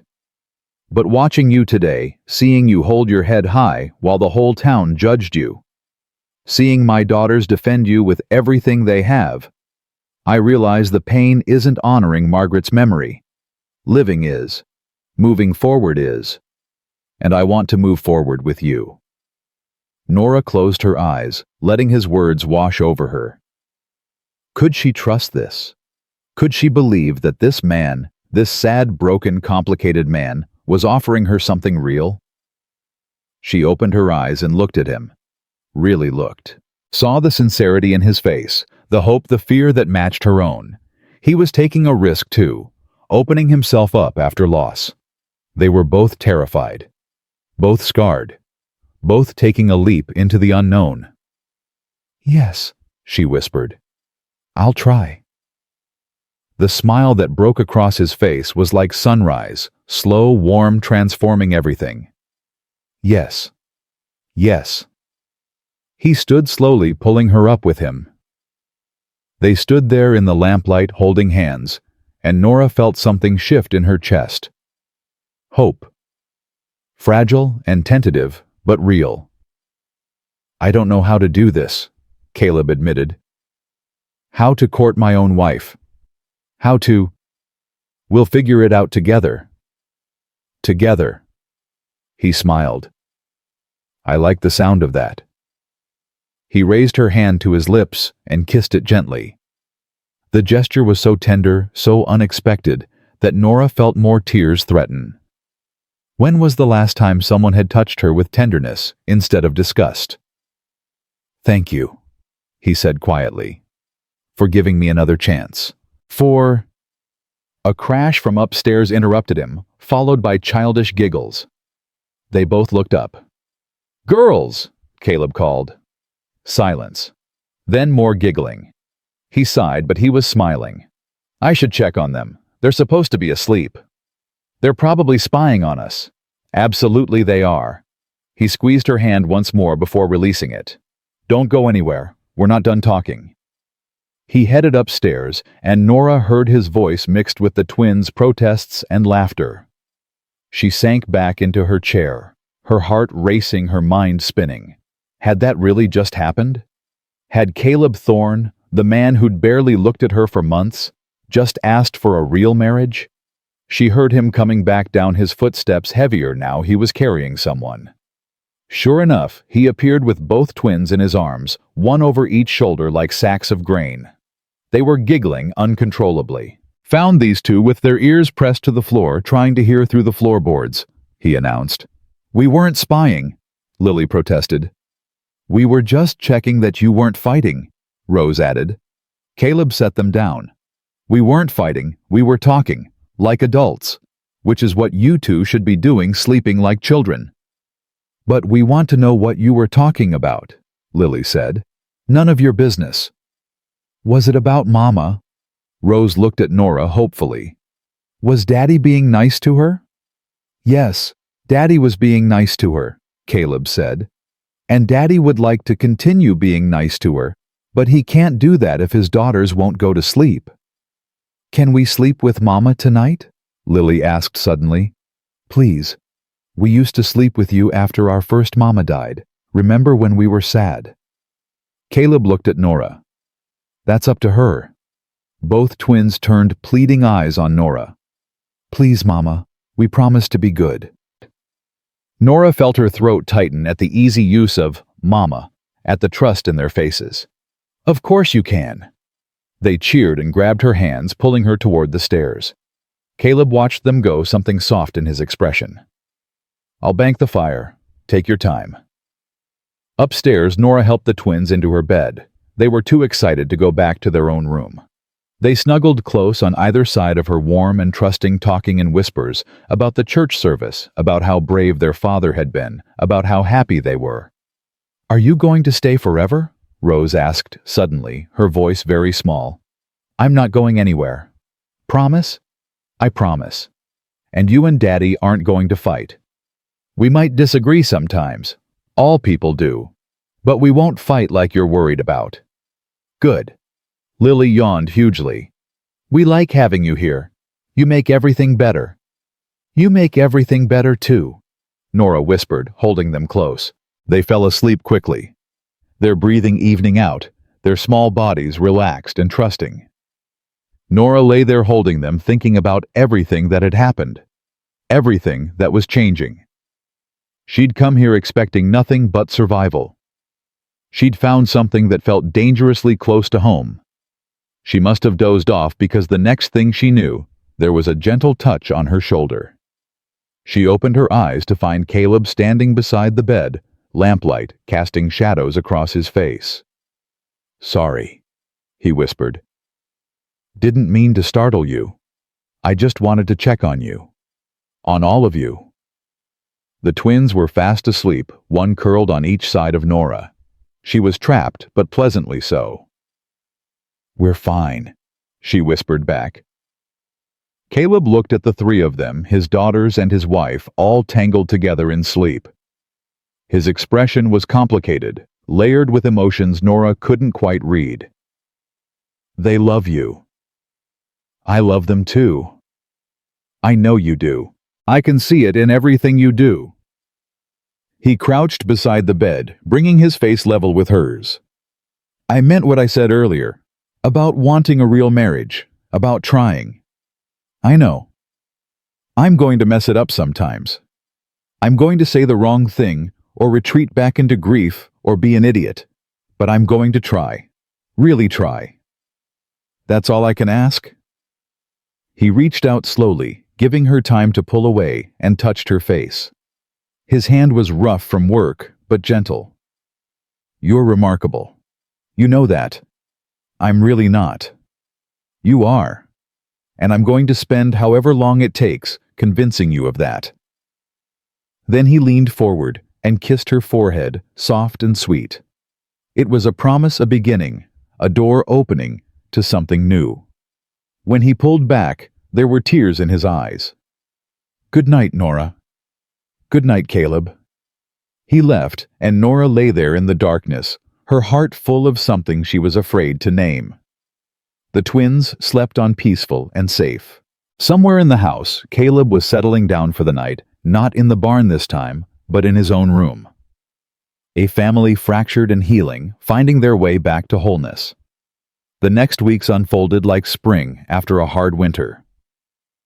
Caleb started coming in for breakfast instead of eating alone in the barn. He'd sit with them talking to the twins about their day, asking Norah about her plans. Small things, but they added up. He started touching her more too, a hand on her shoulder as he passed his arm, brushing hers, as they worked together, his fingers tangling briefly with hers when they both reached for the same dish. The twins noticed, of course. They noticed everything. And they were delighted by every small sign that their father and their new mother were growing closer. Sometimes Norah would catch them whispering together, shooting conspiratorial glances at the adults clearly plotting something. A month after the church incident, Norah woke to find both twins standing beside her bed fully dressed, vibrating with excitement. "Mama, you have to come with us," Lily whispered urgently. "It's early. What's wrong?" "Nothing's wrong. Just come. Daddy said to wake you." Confused, Norah pulled on her robe and followed them downstairs. The kitchen was empty, but there was a note on the table in Caleb's rough handwriting. "Come to the barn." The twins grabbed her hands and pulled her outside. The sun was just rising, painting everything gold. At the barn door they stopped. "Close your eyes," Rose commanded. "Girls, what's going on?" "Close your eyes." Norah obeyed. They led her forward carefully, and she heard the barn door creak open. Hay and horses and leather, the familiar smells of the barn. Then the twins stopped. "Okay, open." She opened her eyes and gasped. The barn had been transformed. Blankets hung from the rafters, creating a soft enclosed space. Lanterns provided warm light. In the center was a table rough, but set with their good dishes and wildflowers in a jar. And standing beside it was Caleb, looking nervous and hopeful in equal measure. "What is this?" Norah whispered. "It's a date," Lily announced proudly. "Daddy said he wanted to court you properly," Rose added. "So we helped him plan this." Caleb cleared his throat. "I realized I never actually courted you. We got married before we even knew each other, so I thought—" He gestured awkwardly at the setup. "I know it's not fancy, but the girls helped and we wanted to do something special." Norah felt tears threatening. "You did this for me." "We all did," he said. "The girls picked the flowers. I made breakfast, well, attempted to make breakfast. We'll see if it's edible." "Can we stay?" Lily asked. "We want to see if Mama likes it." "Actually," Caleb said gently, "I was hoping you two would give us some time alone. You can have breakfast in the house. There's porridge ready." Both twins made faces at the mention of porridge, but they were too excited to complain. They hugged Norah and ran off giggling. Caleb held out a chair. "Mrs. Thorne." Norah sat still, overwhelmed. The table held scrambled eggs, bacon biscuits that were slightly burned, and coffee that smelled strong enough to wake the dead. It was imperfect and wonderful, and the most thoughtful thing anyone had ever done for her. Caleb sat across from her, suddenly looking uncertain. "I know it's not much. And I know the biscuits are probably terrible. I'm not as good at cooking as you are. But I wanted to do something to show you that I—" He stopped searching for words. "That I see you, really see you, not just as help or convenience, but as a woman I'm lucky to have in my life. Caleb, let me finish, please." He took a deep breath. "I was dying before you came here. Not physically, but in every way that matters. I was going through the motions, barely surviving, and I was dragging my daughters down with me. You changed that. You brought life back to this house, this family. And somewhere along the way, you brought me back to life too." He reached across the table and took her hand. "I know I've been difficult. I know I've hurt you with my distance and my grief. I know I don't deserve another chance, but I'm asking for one anyway, because I want to know you, really know you. All the things you like and don't like, what makes you laugh, what makes you cry, your dreams and fears, and everything that makes you who you are." "Why?" The word came out broken. "Because I'm falling in love with you." He said it simply, like it was the most obvious thing in the world. Maybe I have been for weeks and just didn't want to admit it. Maybe I'm just now brave enough to say it. But it's true. I'm falling in love with my wife, and I want to do this right. I want to court you romance. You show you every day that you're valued and wanted and loved. Norah couldn't speak, couldn't breathe. Loved. He'd said loved. "You don't have to say anything back." Caleb continued quickly. "I know it's fast. I know I haven't earned your love yet, but I wanted you to know where I stand, where my heart is. So you're not wondering or doubting or— I love you too." He stopped mid-sentence. "What?" "I love you too." The words tumbled out, terrifying and liberating. "I've been trying not to, trying to protect myself. But I can't help it. You're kind and brave, and you love your daughters with everything you have.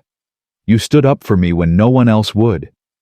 You've been trying so hard to heal, to be better. How could I not love you?" The smile that broke across Caleb's face was like nothing she'd ever seen. Pure joy, unguarded and real.